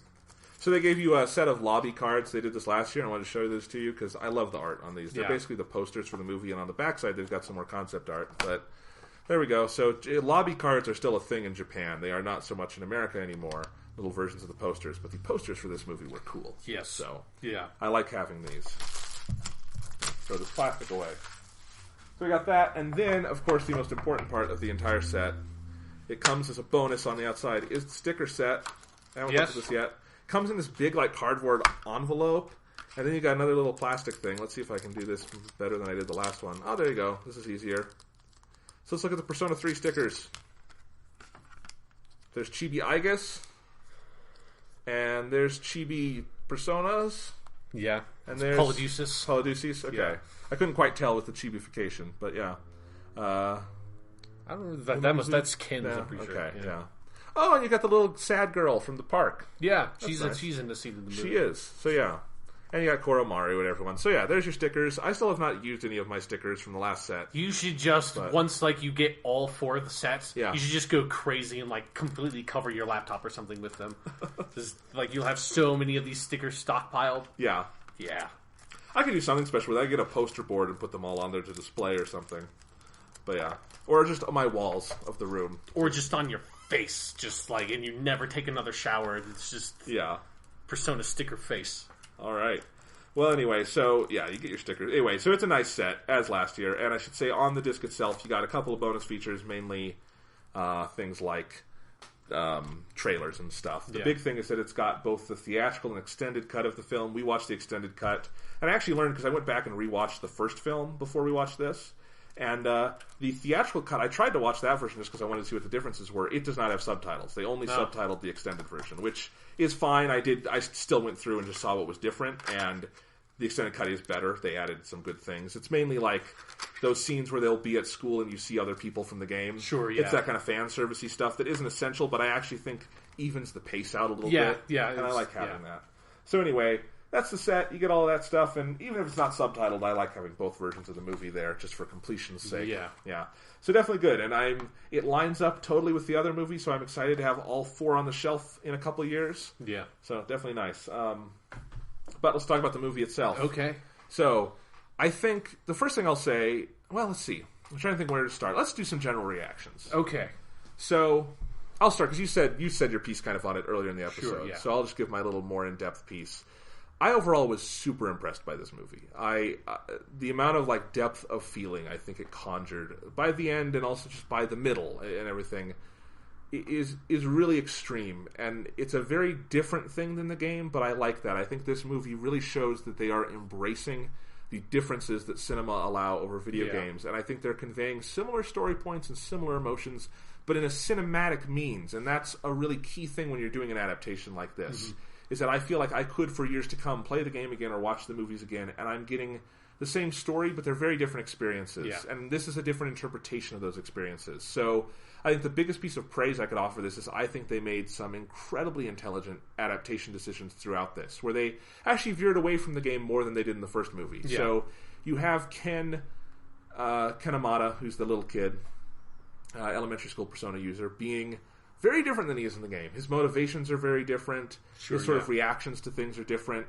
They've just, his personality is a lot more varied, and I think on that level, actually, this is a huge improvement over the game, because I think the Ken part of the game is pretty messy. I think they did a really good job with it here, and that also gets into Shinji's story, and I think they did a great job with him, and a lot of that, again, is different than how it's presented in the game, but in a very smart way. And similarly, like, just how they introduce Aigis, and how they use Aigis during this part of the story, where she's a big like component of your day-to-day life playing the game, but you can't convey that in the movie. Yeah. So they made some smart choices of like, here's where we're going to introduce Orgia mode, and here's how she's going to come into action, and just really smart cinematic moments. And I think that was true throughout. The thing is, though, in this part of the game, this movie has to introduce a huge amount of characters. You have Aigis, Ken, You saw Shinji a little bit last time, but for all intents and purposes, he's introduced. Koromaru, so that's 4 people of C's you have to introduce. You have to introduce Mitsuru's father for that part of the game. Yeah. You have to do a massive exposition dump, and you have all 3 members of Strega. Yeah. And I will say, for the amount of shit they had to throw in this movie while also having it feel like a movie with a spine and a beginning, middle, and ending and all that, I think they did wonderfully. Yeah. Overall, it holds up really well. It never fully feels like it's buckling under the weight of any of these things. That being said, inevitably at the beginning there's some awkwardness. Yeah, definitely. And I felt for a while, I'm like, okay, there's a metric shit ton of exposition you have to deliver here, and I think they're doing it very well, but still with some problems. Yeah. But once it kicks into gear and the characters kind of all come together, I thought they balanced all the character arcs, including the main character again, in a way that was so very impressive, and ultimately it has a cumulative power that is much bigger than the first movie could have, just by virtue of where the first movie had to end. Yeah. So that's my thoughts on it. Yeah, definitely. It's something that it's like... It's something where this movie, because sort of like... I wouldn't say the first half, but maybe like the first third or so, it's focused on something so different than the last 2/3, or the last 2/3 of the movie are like really laser honed in on the Ken and Shinji stuff, and then in the background this sort of like character dynamic where a lot of the characters are struggling with the idea of like fighting the shadows is what like has given us this sort of like sense of purpose in our lives, but like the end goal of fighting the shadows is to destroy all of the shadows. So it's like the thing that is giving us our purpose is the exact purpose that's going to end that thing. So it's like this weird loop that these characters are stuck in, trying to figure out what are we going to do, while you have this sort of this character dynamic where Ken's mom has been killed, before the story, and him trying to figure out what that's about, and Shinji sort of dealing with that grief that he's actually the one who did it, Like that, the last 2/3 have a very strong core and a lot of stuff to deal with. Whereas like the first third is, like you said, is just a bunch of exposition where you have, some fun stuff like them going to the beach and stuff. That's like, you get the babe hunter operation. Oh, and there are some laughs in there that are just incredible. Yeah, they get some good like new gags in there, particularly with the Shinji Aigis scene. Let's just say really quick. The best gag in the whole movie is all 3 of the main females in the group at this point, Fuka and Yukari. Yeah. Sorry. Yukari, they're both the healer, Sure. Yeah. Yukari and Mitsuru all come out, and Junpei is just super, into all of them, and then Mitsuru because he's a high school boy. Right. He's really stoked. And Mitsuru comes out, and of course she's the most beautiful of all of them, and Junpei is like, a hound dog, and then in the corner of the frame, Shinji just goes... Akihiko just like leans in and goes, He's just like... Because, he's so focused on his like manly man boxing stuff, he doesn't usually have time for women. It's like, the way he delivers that, just like grunt, it's very, very funny. And they play with that whole sequence in a way that, again, is very different than how the game would do it, but in a way that conjures my memories and is very funny. Yeah. But as you say, go on. Yeah, but then it moves into, from that, like, this massive fucking dump of exposition where Mitsuru's dad comes out and is like, here's what happened 10 years ago, and we got a clip of Yukari's father, and, like, all this stuff, and then you have to introduce Aigis, and, like, there's stuff happening, but it is very much bogged down in, we are explaining all this stuff to you in a very matter-of-fact way, which is how the game handles it, and like that works better in the game because the presentational style of that scene in the game is not super different from the rest of the sort of, because it's just a lot of people talking, which is what the story of the game is. That's just a standard thing in Persona games. You will have to stop for a couple hours every once in a while and just listen to exposition. Yeah, but it's something that's like in that format where the dialogue is such a part of like the delivery mechanism of the story of the game that doesn't feel out of place. Whereas in these movies are like move so well and they don't linger on scenes very long because there's so much material to get through that like it feels very jarring when you just have like all the characters standing in a room together and all of them talking for like 5 minutes.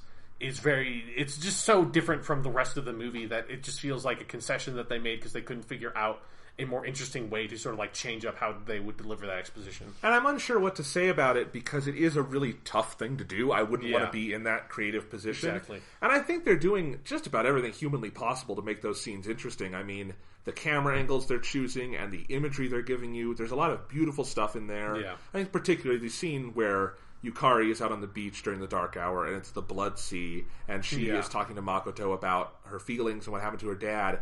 That is one of the most gorgeous scenes I've ever seen in animation, but I can still kind of feel my eyes glazing over because it's a lot of exposition. Yeah, and it also, like, it's a really important scene that comes so early on in the movie that it's like, for a cinematic storytelling format, like, that's a scene that feels like it should come in, like, the middle or near the end of a movie, right. You know? Whereas, like, this, you know, maybe if you watch the movies back to back, it would feel maybe a little bit more natural, but it comes in so early on that almost feels like when you're watching, like, the last Hobbit movie or something, and they're like fulfilling stuff from the end of the last movie. It's almost kind of like that, where obviously in the game it does not have that problem because that scene comes in like fucking dozens of hours into the game.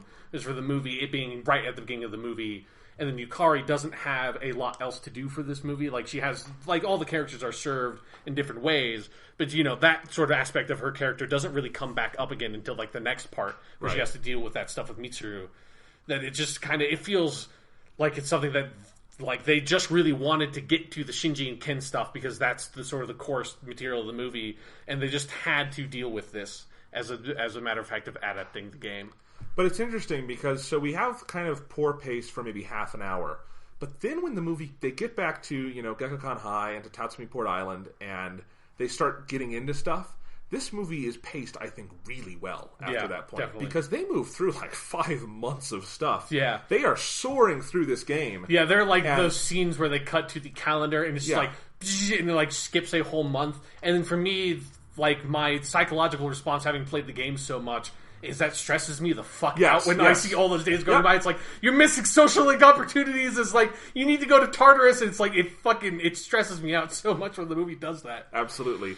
But within that, I mean, they are pretty laser focused on what they want this movie to be about, while also giving, I think, everyone an opportunity to shine and giving all these perspectives. And I really felt clicking into place in the last half of this movie just the tapestry effect, which is what Persona is to me, is this ensemble of characters. And your avatar matters and the main character matters in a central position, but this really is about the larger perspective. And I think it's something that Persona 4 animation does really well once it kind of gets into its own rhythms, and it's something this movie is able to, now that we've got pretty much everyone there, it does so well. And I think the main themes in that last hour of the film, kind of the stuff with Ken and Shinji, and basically this ambivalence of finding yourself in this horrible situation and having the best time in your life, and yet it is transient, and what do you do about that? And that to me is the question of the game. We're not on to the death stuff yet, but that is what Persona 3 is about. And I thought the most beautiful scene, I almost teared up at this, I thought this was such a beautiful scene, is where they go to the festival together, at the summer festival, at the temple. And, you know, Ken is going with Shinji, because at this point he's Shinji's number one fan, and that stuff. And Ken has really found himself, and he's happy for the first time, and everyone feels that, and they're watching the fireworks. And Ken says, you know, oh, I wish this could last forever. And you see everyone thinking that to some degree. Yeah. That is Persona 3 in a nutshell. Mm-hmm. Is this, you know, what do you do about the nature of transience in human life? Yeah. And that's the question. Yeah, it's also, they have that really fantastic scene between the main character and Pharos, which is like the only time Pharos pops up, where he's sort of talking to him. I forgot he was in it. He's talking to, because like he comes in when the main character is dealing with those questions, and he comes in and talks about it. It's like, you know, you can't change, like, you can't stop change. Like, you're going to change no matter what. Yeah. It's like you just have to kind of accept that fate that you have. And then, I mean, it ties together really well, because the ending, why it lands the punch it lands, isn't just how it's presented, but because they build up those themes. It's all these characters not wanting to confront the end of something, and then forced to confront the end of a friend's life. Yeah, like this, like that sort of, the last 2/3 of the movie are kind of composed almost like in a Shakespearean tragedy sort of sense, in that way of like understood, like the viewer knowing implicitly, like even if you haven't played the games, it's pretty obvious that, you know, Shinji, if Shinji is not necessarily the guy who killed Ken's mom, it's pretty obvious that he was involved in some way, and they're like they're just kind of like talking around it. That, you know, as the viewer, that has to come at the end, like that encounter has to come, and that you cannot hide from it, but the characters are spending the whole movie trying to avoid addressing that situation. Yeah, and I mean, the end of this movie is incredible. I think the way they staged those last couple scenes, particularly once the bullet has gone in and Shinji is dying, he says his last words, and he collapses. And I was expecting, because the game does this and all movies do this, we would get a big no from someone or a cry or something. But no, like for 30 seconds, the soundtrack just goes away. We're just watching these anguished looks. They literally don't know what to feel. Yeah, like Ken's just on the ground, like sobbing quietly, and his tears are dropping to the ground. Yeah, and like it's uncomfortable to listen to that performance. Whoever plays Ken, great in this movie. Yeah. He actually sounds like a kid in Japanese. That's great. Not an old chain-smoking woman. Anyway, Ken is an old chain-smoking woman at heart, though. Right. But anyway, so those anguished tears, and then you get this one little, broken cry from him at the end of the scene, but not with like a dramatic angle or anything. Yeah. It's just this is coming out involuntarily, and then it's the funeral the next day, and Junpei is acting out, and everyone else is kind of broken. And then it's just on Makoto's face. Yeah, and he's just like this expression of anguish. Yeah. Because he doesn't say anything, like, for that whole last stretch of the movie. Yeah. And that's it. That's the movie. And it's like, holy shit, they did it. That's... Yeah. I think it honestly hits maybe even more powerfully than in the game in some ways, because in the game, that's part of your daily life. It doesn't have this thematic concentration of this one portion of something. Yeah, it's definitely, like, in the game, a huge part of the impact, I think, comes from having had Shinji as a, like, party member who's with you all the time for, like, several months of the game. Right. Just like, he's just one of those guys that in the game, every time you come back to the dorm, you just walk around and talk to everyone and see what everyone's doing. Yeah. And you build the relationship that way. Whereas in the movie, they're able to really focus in on the Ken and Shinji stuff. And I'm absolutely with you that they do the Ken stuff in particular way better. Largely, I think, because they're, not restricted the way the games are to primarily the player character's point of view. Right. It's like in the movie, they can... you don't have a huge amount of time just like with Ken on his own in scenes, but you do have several scenes that are either just Ken or Ken with one or two other characters. Right. And the main character is not involved, and that really gives you some insight into him as a person that makes the ending a lot more impactful, whereas the game just didn't have the opportunity to handle it, and it is one of like the few downsides of the game's storytelling. Yeah, and again, Persona 3, best game ever made. But I do think that actually is the biggest problem in the storytelling in Persona 3 is and I totally see what you're seeing, it is that point of view thing is part of it. I also just think from the moment they introduce Ken, he knows it's Shinji, he knows what he wants to do, and that's months of the game is Ken just being mopey about it, and it's basically a less annoying version of Hope from Final Fantasy 13, where he wants to get his revenge, and you're basically just saying, well, shit or get off the pot, kid, Jesus. Yeah. And he never does, and then it finally comes, and I think they kind of lose the character in there, and they're able to rehabilitate him afterwards a little bit. Yeah. But not a ton. And that character just kind of doesn't ever leave the impact he needs to, whereas in this, it's a really complex dynamic. Like, he doesn't know it's Shinji at first, and in fact, he loves Shinji. Like, Shinji is his hero. Yeah, because Shinji's a pretty cool fucking dude. Yeah, like, he is. Look at that fucking motherfucker. He's fucking badass. Right. So his friendship with Shinji is actually a kind of rehabilitating thing for him. It's helping him learn to care for people again, to feel happiness, all of this stuff. And that makes the betrayal sting more, and I think it colors the... Because they do the scene with Strega where he's trying to kill Shinji, mostly like the game, but it's recolored at this point because you can tell Ken doesn't know what he's saying, Ken doesn't know what he's feeling. Ken is, I think, very confused about everything at that point. Whereas in the game, it's just kind of an inevitability. Mm-hmm. So yeah, it really builds with a certain power, and it also offered me something, a new interpretation on the game, which I always like in an adaptation. Yeah. Don't just show me what I've already seen. It's like, this is a new perspective on Ken and that relationship. So it feels very new to me, and I like that, because, I've spent hundreds of hours with this game. Yeah. I like seeing something new. Yeah, definitely. It's something that's really great about this movie, is that it allows... Like, it's mostly Ken's movie. Like, it's mostly... Which is so interesting, because he is, like... the least interesting character from the game, probably, like, the least of the main cast. Yeah. He's so boring. I mean, obviously, Koromaru doesn't have a character, but Koromaru's just really cool. Koromaru's awesome. Yeah. And, it's nice to have him just be in the movie, so Koromaru can just be there doing stuff. Yep. But yeah, like... Being a badass. He has some cool scenes in this. Yeah. But it's definitely, like, allowing Ken to be the sort of the main character for most of the movie definitely just makes him so much more interesting and makes that arc so much more compelling. But then, the movie also, a lot of the fact that, like, Shinji is so important, that, like, Akihiko also becomes really important in a way that his character, well, I really like Akihiko. He has moments where he kind of can be very bland in the game, that in this, like, his sort of emotional duress about his friend basically dying because he knows he's taking that medicine. Like, that makes that last fight scene so tense, that that Akihiko's just like, I need to fucking get out of here to, like, go help my best bud, Yeah. I know. It really recolors everyone and just adds a lot to so many people's arcs in the film. Yeah. Another thing I want to say, so we have them fighting a lot of shadows. Like, the majority of the 12 shadows are fought and defeated in this movie. Yeah. And I think if you told me that and said, oh, they're going to fight, like, 7 shadows in this film, I would say, that sounds like a bad movie. I don't know how they would do that. They actually turn it into this strength where the amount of fights you have to do, it becomes this rhythmic thing we return to that like shows us where our character's state of mind is every time. And they do a lot of great. The staging is so creative, and they're so fun to watch. But also they become these big kind of orchestral character pieces and character motifs for the film. That really does add this rhythm to the pace of the movie that I think is actually really beneficial. Yeah, and it allows them to sort of, like, a lot of their really big moments happen in the fight scenes, like Shinji being able to come in during a fight scene, and then Shinji being, like, losing control of his persona during a fight scene. Like, a lot of those sort of, like, big climactic moments in the plot benefit from, like, being couched in this, like, big, awesome fight scene. And then it also, like, adds that sense of, the main character's duress of, I don't want this to be over because this is, like, the best my life has been as far as I can remember because my parents died in front of me when I was, like, 5 years old, So it's, like, that sense of almost kind of like when you're watching a movie you really enjoy, or, like, when I was playing Bloodborne, of, like, I don't want this to be over. It's, like, but the more I do it, the sooner it's going to be over.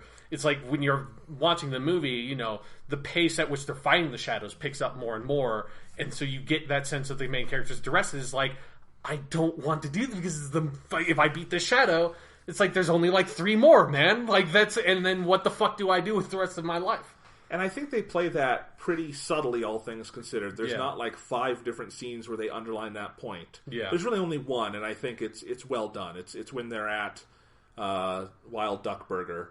Right. And, is that what's called? I think this. Burger? Yeah.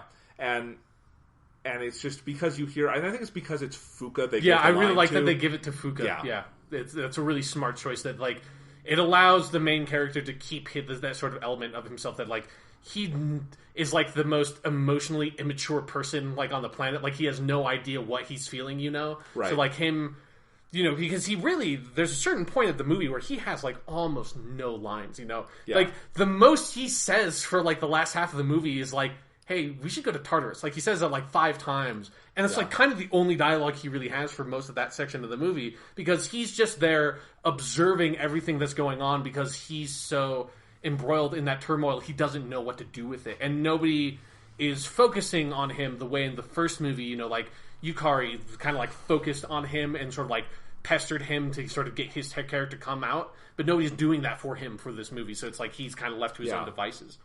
And then I think, just, again, the way they end it, they leave all of that just hanging. They don't give you the denouement where Shinji goes, or, Akihiko goes and talks at Shinji's grave. They don't give you everyone... Yeah, you don't see everyone the next day dealing with it. It's just on what it needs to be, which is this moment of realization. And we know as the audience, this is going to change them. Whether you play the game or not, you get that this is a turning point for everyone. And that all these arcs have been resolved in a tragic sense. Yeah. But you don't need to go any further. And they're really smart on that. And then one thing that, like, I'm curious how they're going to go forward with this, because this is probably one of the biggest changes is that whole story arc they make for the main character, because, obviously it's the biggest change of that dilemma that he has is totally manufactured for the game. But, like, the way that manifests in that last fight scene is that in a certain way, the main character is responsible for Shinji getting killed because since he does not take charge of the fight and doesn't cause that fight to end sooner, like, Shinji gets shot. Whereas if he had not hesitated and ended that fight, Akihiko might have been able to make it, So I'm curious how, like, what they're going to do with that, because they don't point that out, and it was something that, like, I was thinking about the entire time, especially when, like, it lingers on his expression. That must be part of what he's thinking about, is like, this is my fucking fault. Like, because I was hesitating so much and didn't want this to end, I let Shinji get killed, basically. Yeah, and I think that is the big turn, and they're going to have to confront it, is probably that hesitation goes away now. I think they've learned their lesson to a certain degree, and there are many more things to do. Like, I think it is interesting that, so we've got 2 of the 4 movies now, and I should say, now that the 3rd movie is out in Japan, it is confirmed 4 is the end. Yeah. We didn't technically know before, but yeah, we could all assume. So we've got 2, and each of them has a pretty distinct arc for the characters. You know, what is that in 3? What is that in 4? Yeah. And I can tell where they're going with it, because this is all in service of the main arc of the game, which is the death of the main character. Yeah. And the reactions to that. And I think when they finally introduce those ideas, it'll be really powerful in these movies because they will have seeded it so well. Yeah. One comparison I did want to make is that, you know, this whole movie being about that dilemma of, you know, this gives my life purpose, but by doing it, will I take my purpose away? Yeah. That paradox. That's actually something they did in the Persona 4 animation too. But it's conspicuously the worst episode of that series to me. Sure, yeah. It's episode 12, and it's where they get the copycat killer, and they don't know it's the copycat killer yet because they aren't paying attention. Yeah. And basically, so they're about to do it, and it feels like a weird filler recap episode where Nanahara, sorry. No, right, yeah. Yeah, Nanahara he's about to, you know, deal the finishing blow, and they're going to defeat this guy's shadow, and then it just suddenly cuts to the next day, and he has this long imagination of what his life would be like if he didn't have this in his life, and all his friends abandoning him, and it's the whole episode. Yeah. But I think it's a really kind of nail on the head, sledgehammer kind of version of it, with, you know, they didn't really seed it ahead of time. 20 minutes is too long to do the version of it they're doing, and not long enough to do the good version of it. Right. So that episode just really drags to me and just doesn't work. And I think the Persona 4 animation is fantastic and really impressive. That's just an episode where I think they dropped the ball. Yeah. And it is interesting. It's that is the same idea at the heart of this movie, and this movie, for virtue of a bunch of different reasons, does it beautifully. Yeah. But it is a hard idea to talk about, you know? And I think that's why there's so much kind of subtlety and grace to the way they tackle it here. It's a weird thing because it's definitely something that's not... Like, it's an idea to me that's not immediately relatable because people generally don't have, you know, that raison d'etre. They don't have, like, this single thing that they're living for. And then even if they do, like, it would probably be something like, I live for boxing, or I live for, like, writing, which is not something that, like, you know, you can write all you want. Like, you know, maybe you'll have, like, a situation where it's like, oh, I wrote my magnum opus when I was, like, 30, and then now, like, I can't write anything good past that. That's, like, a character drama that someone could identify with. But, like, this very specific thing, it's, like, it's really weird, but there's something about it that I definitely understand, and something like the way the characters react to it makes you really respond to it, you know? And the problem in Persona 4, too, is that he's worried he's going to lose his friends, and we've seen that's just not going to happen. Yeah, because it's, you know, it's Narukami. He's the pimp, you know. Like, there's no, has no problems making friends. Like, that's his raison d'etre, is like, he's just going to make friends and be the coolest dude on the planet. Makoto in these movies does not have that, you know. Like, there is, like, that's to me, a totally reasonable concern of his that, like, when we finish this, like, these people are not going to be with me because you never get the sense, like, you know, they're friends, but you don't get a lot of stuff, and this is true of the game as well, you don't get, like, of all the time they're just hanging out together, having fun together, because it's not necessarily what their relationship is. They're working together and fighting together, which is so different, you know. So there is that sense of, like, yeah, dude, like, when this is over, I'm not totally convinced that, like, all these people are going to stick around and you're going to be able to, like, pal around. Like, you're probably going to end up going back to that life you had of moping around, not really caring that you're living or dying because, like, nothing you're doing matters anymore. And it just takes an incredible amount of foresight to set up that arc, because if the first movie didn't do what it did and didn't do it as well as it did, this movie couldn't exist. Yeah, because it's like, his whole character arc, and by extension a lot of the other sort of ancillary characters like Fuka and stuff, their character arcs definitely hinge on you understanding that about the main character and, like, having gone through that in the first movie. That first character arc in the first movie sets up this, like, completely. That without that, this would not make any sense. Yeah. Which makes it, like, that definitely also helps, like, make it feel a very compelling sequel, you know, that it's not just sort of picking up events chronologically, but it's, like, picking up events thematically and doing things with the characters that make sense off of what they did in the first movie, which, again, is not stuff that happened in the games. Like, that's stuff that they made for the movies to sort of, like, flesh out the movies and make them feel complete and cinematic.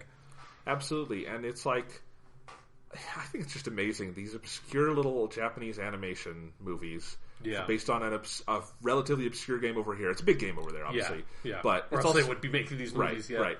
But it's doing a better job with this multi-part movie thing than The Hobbit did, than the Hunger Games thing did, than all of these other like multi-part movies we're doing. That just basically feel like they took one movie and split it. Yeah. And honestly, like they're dealing with way harder material to adapt. Yes. Like there's no because. Like, you know, there aren't good video game movies. Like, video game is that's just a medium to try to adapt a film that nobody has, like, cracked ways to do that. Whereas, like, with a book, you know, adapting different things is never the same. But we know ways to adapt books that work in movies. And, like, the kind of things in books that you can cut and the kinds of things that you absolutely need to keep from books into movies. Like, there are people that are very skilled at doing that. With video games, that doesn't exist. Like, nobody knows how to adapt that, and like what sort of like stuff to cut in the stories and where to add for these movies is like that's so difficult.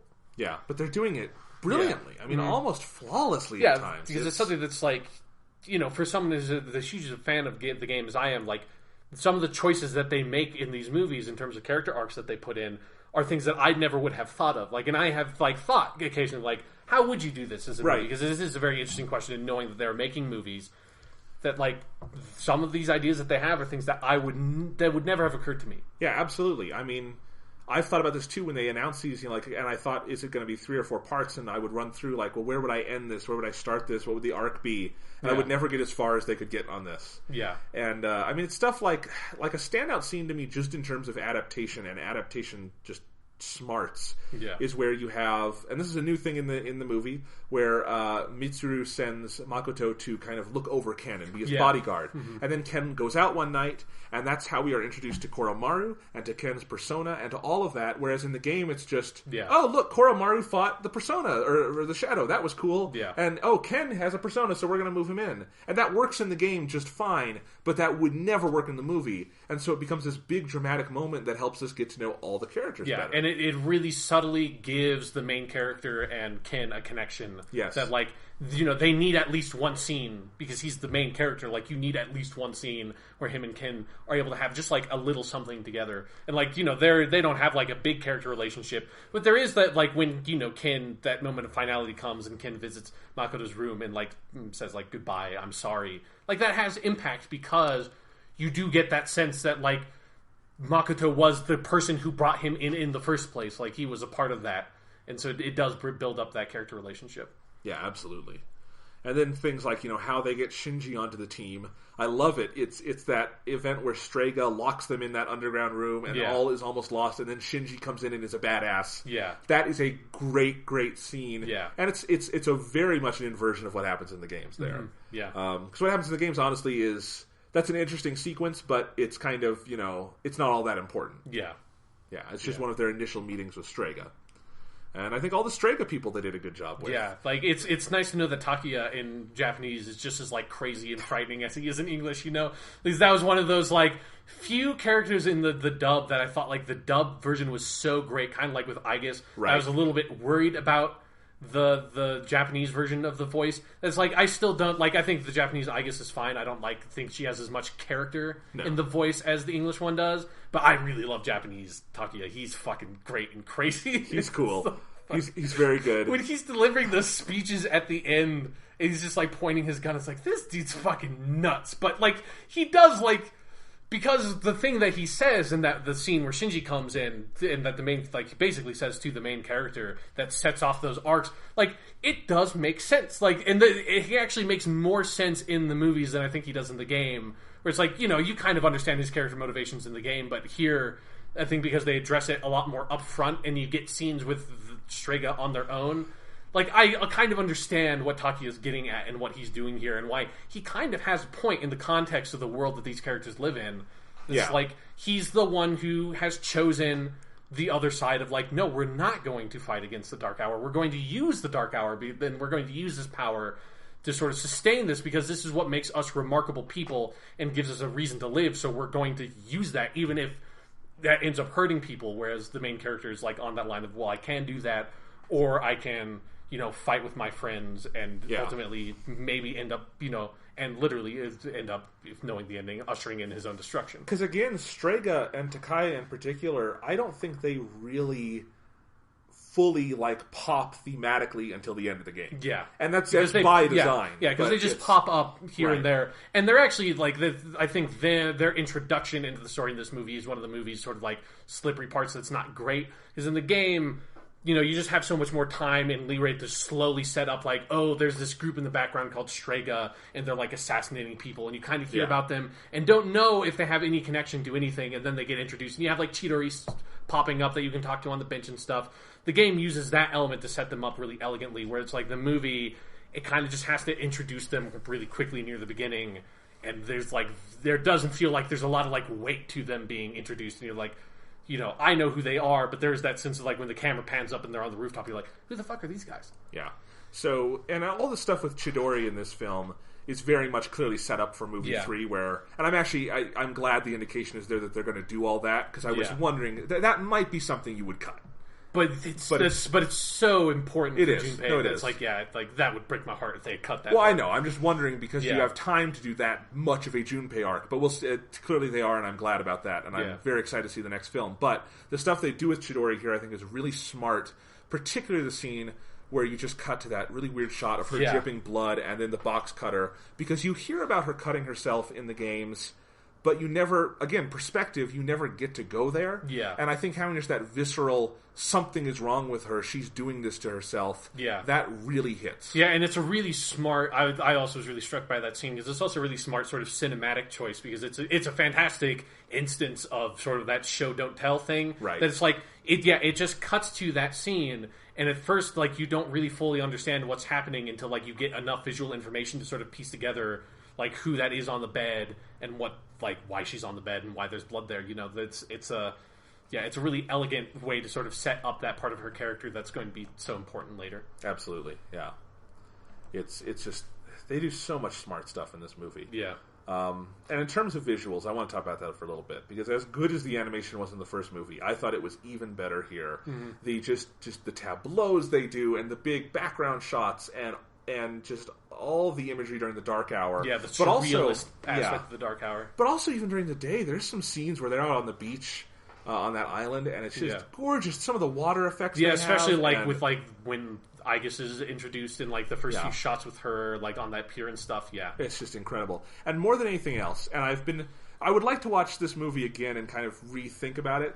I've always said about these films, and I said after we watched this movie, it looks like they're throwing a ton of money at this. Yeah. But I wonder if it's that they have the budget to do this high level of animation, because that's usually how we think about Japanese animation, is it's a budgetary thing a lot of the time. Yeah, because again, so many shows have such a limited budget for what they're trying to do that you can tell. Yeah, you can definitely tell if you're picking it apart. But I think what the thing might be here more than anything else is I really do think it's the direction. Obviously the animation, they've put a lot of effort into it, but I think why it has the impact it has isn't just that it on a raw level looks good. This is a different director than the first film, and I think this guy, even more so than the first movie, really was committed to every shot is the unconventional version of that shot. Yeah. It's a shot that forces you to think about it. It's a shot that is kind of self-aware in its framing and in its oddities, and that is always kind of keeping you off balance and is always disorienting and always drawing attention to itself in a good way. And I think that more than anything is what makes these shots amazing.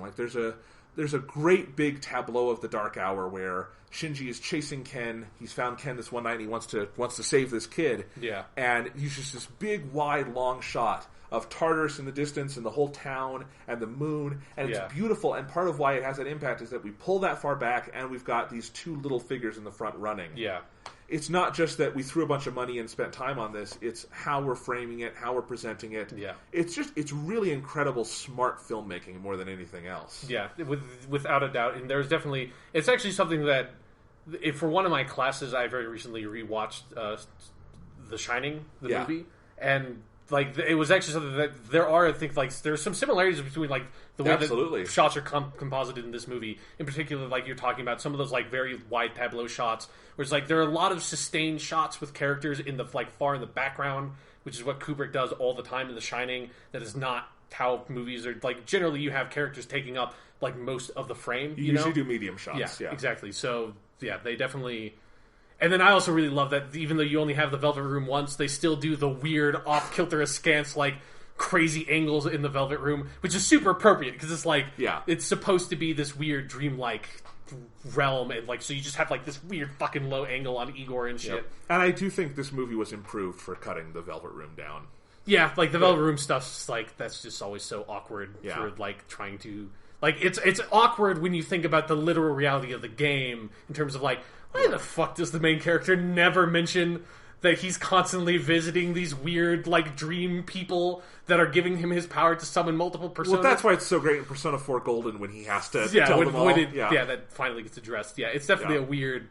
Yeah, like, it's something that they have to, like, set it up, because especially, like, the very ending, like, conversations with Igor become particularly important, you know? But, yeah, it's definitely... But, you know, when you do get the Velvet Room, like, they make the most of it when they're there. And then also, even though they only have the one scene with Pharos, where there are, like, a couple of them in the first movie, I do like that they still kept that really weird, like, thing of where, you know, they just cut and Pharos is just in a different spot, and you never... Like, it's another, like, sort of playing with cinematic convention, that you never see him move around in frames. It just cuts and he's there because he just sort of like teleports around. But it just implies that he teleports, which is a lot more interesting than actually see him teleporting, which is what he does in the games. Right. Or to have Makoto go, oh my god, you're teleporting! Yeah, that he just accepts the situation as like, this is fucking weird, but whatever. I still want to get a shot in one of these movies where he is lying down under the covers and just moving his head slightly to look at Pharos. Oh yeah, like that's so great. Game. Yeah. Is that really awkward? Like, huh? Yeah, it's so great. But anyway, which is extra weird when you think about the Persona 3 portable version of it, where he's just staring at you. Does that mean Pharos is like sitting on top of you and you're lying in bed? And he's just, Yes. Okay. Pharos just lives underneath your bed. He's just always there. Saying his weird fucking ghost kid shit. Yeah, Pharos is another weird character. Yeah. But anyway, so let's see. And I like the Kubrick connection you just made, because it is very Kubrickian. If Kubrick was so good at just using basic cinematic ingenuity more than... And obviously Kubrick had resources, and Kubrick had the money to realize his vision, but I think, again, the driving factor there wasn't the resources, but it was the creativity. Yeah. And that sort of thing. Yeah. And then this movie also, like, it's really notable in the Dark Hour.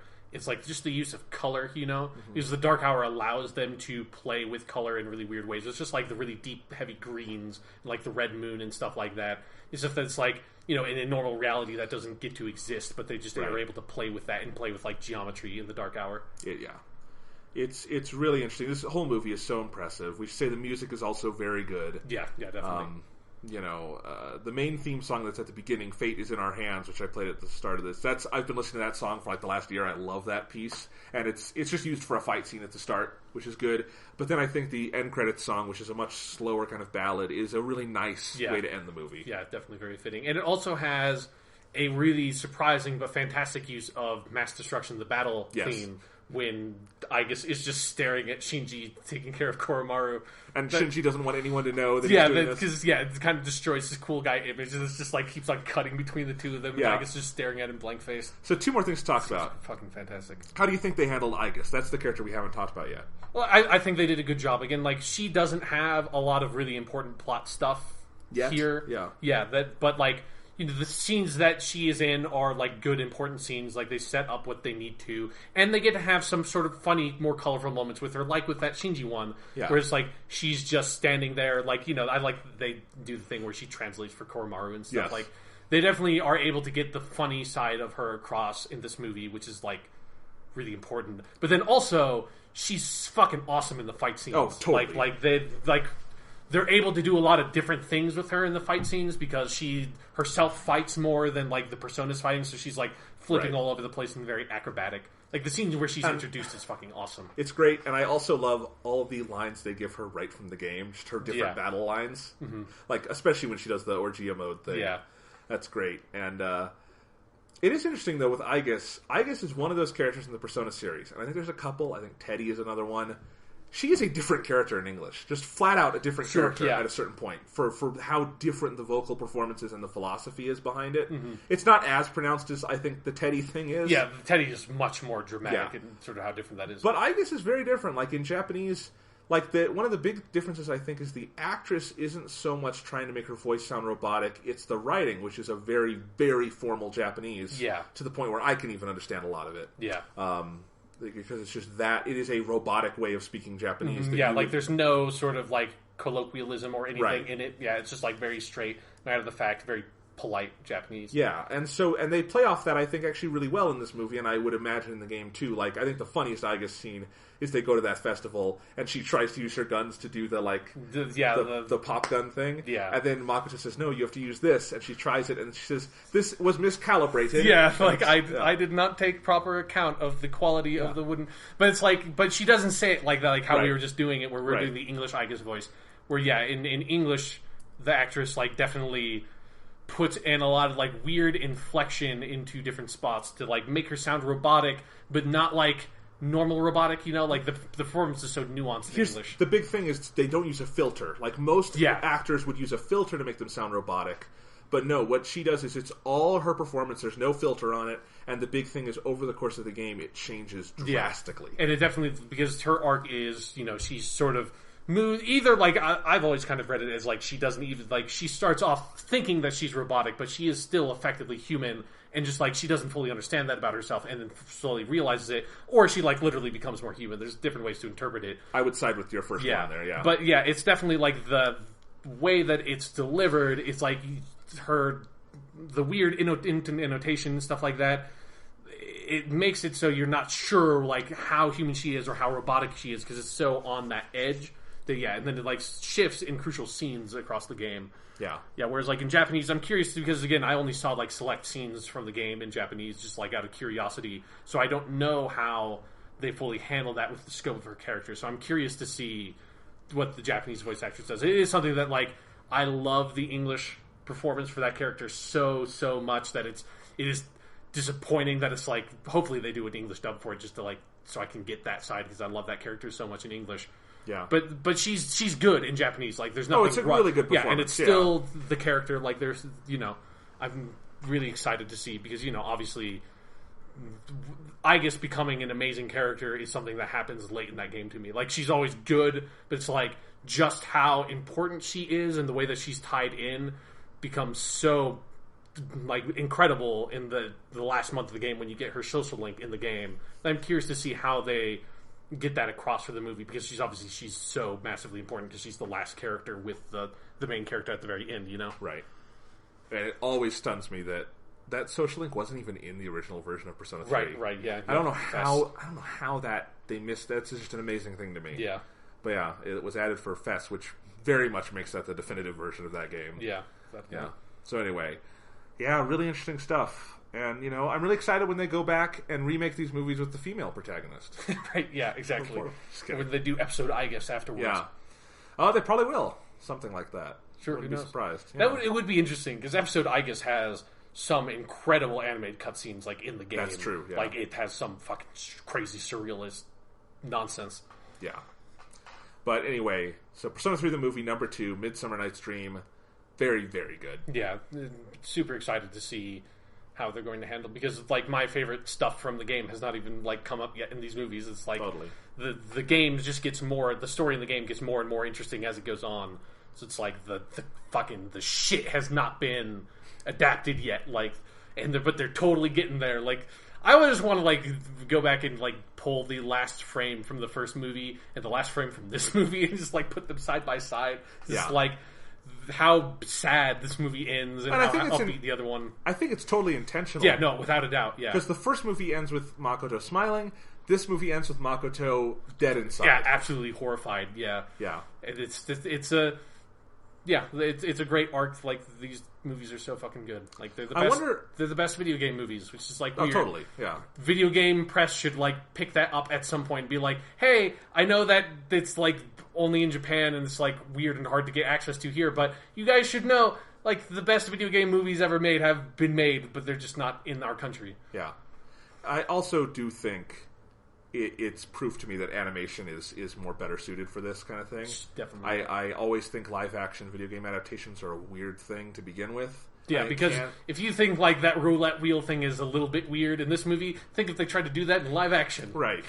it's kind of like, and comic book movies have gotten past this mostly, Yeah. but it would make sense for there to be animated comic book movies. Yes, We don't- I've always Yes. carried that torch. I know. Ever since like watching the DC animated cartoons, it's like, why do you guys not get this? Comic books, animation, like they are directly related. Like Yeah. you realize that all those comic books are basically storyboards for your movies, right? That you could just use. Right. Oh well. Anyway, definitely, best video game movies. How far do you think the third one's going to go? I don't know. what the That's, climax- yeah, I'm curious. I feel like there's two possible climaxes. Yeah. There's either you go to the crucifixion scene Yeah. in Tartarus and the betrayal, but I actually don't know if that's far enough. That's pretty Yeah. soon after the end of this movie. Or you do to the end of December and the choice with Ryoji and them like resolving at the end of that film, Yeah. and then you just do January for the last movie and you super concentrate it. I would probably, want to have like the January section just be its own movie because that's like, I think you can do enough. Like there would be Yes. enough material that, like, and I think they would give them a lot of room to sort of like do their own stuff. But there's so much character work that needs to be done. Yeah. I think it would give them a lot of room to be very creative in how they do that. I agree.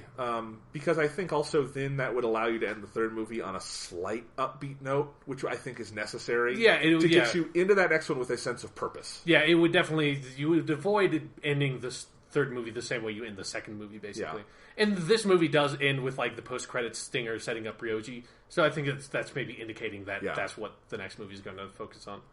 I hope it comes out on Blu-ray soon. I would like to. definitely. I would love it if we could get this a little sooner than next March, just Yeah. because the movie's already out. Maybe we can get it a little sooner. That'd be great. Yeah. But yeah, who knows? I wonder when that fourth one's going to come out. I don't think there's a date yet.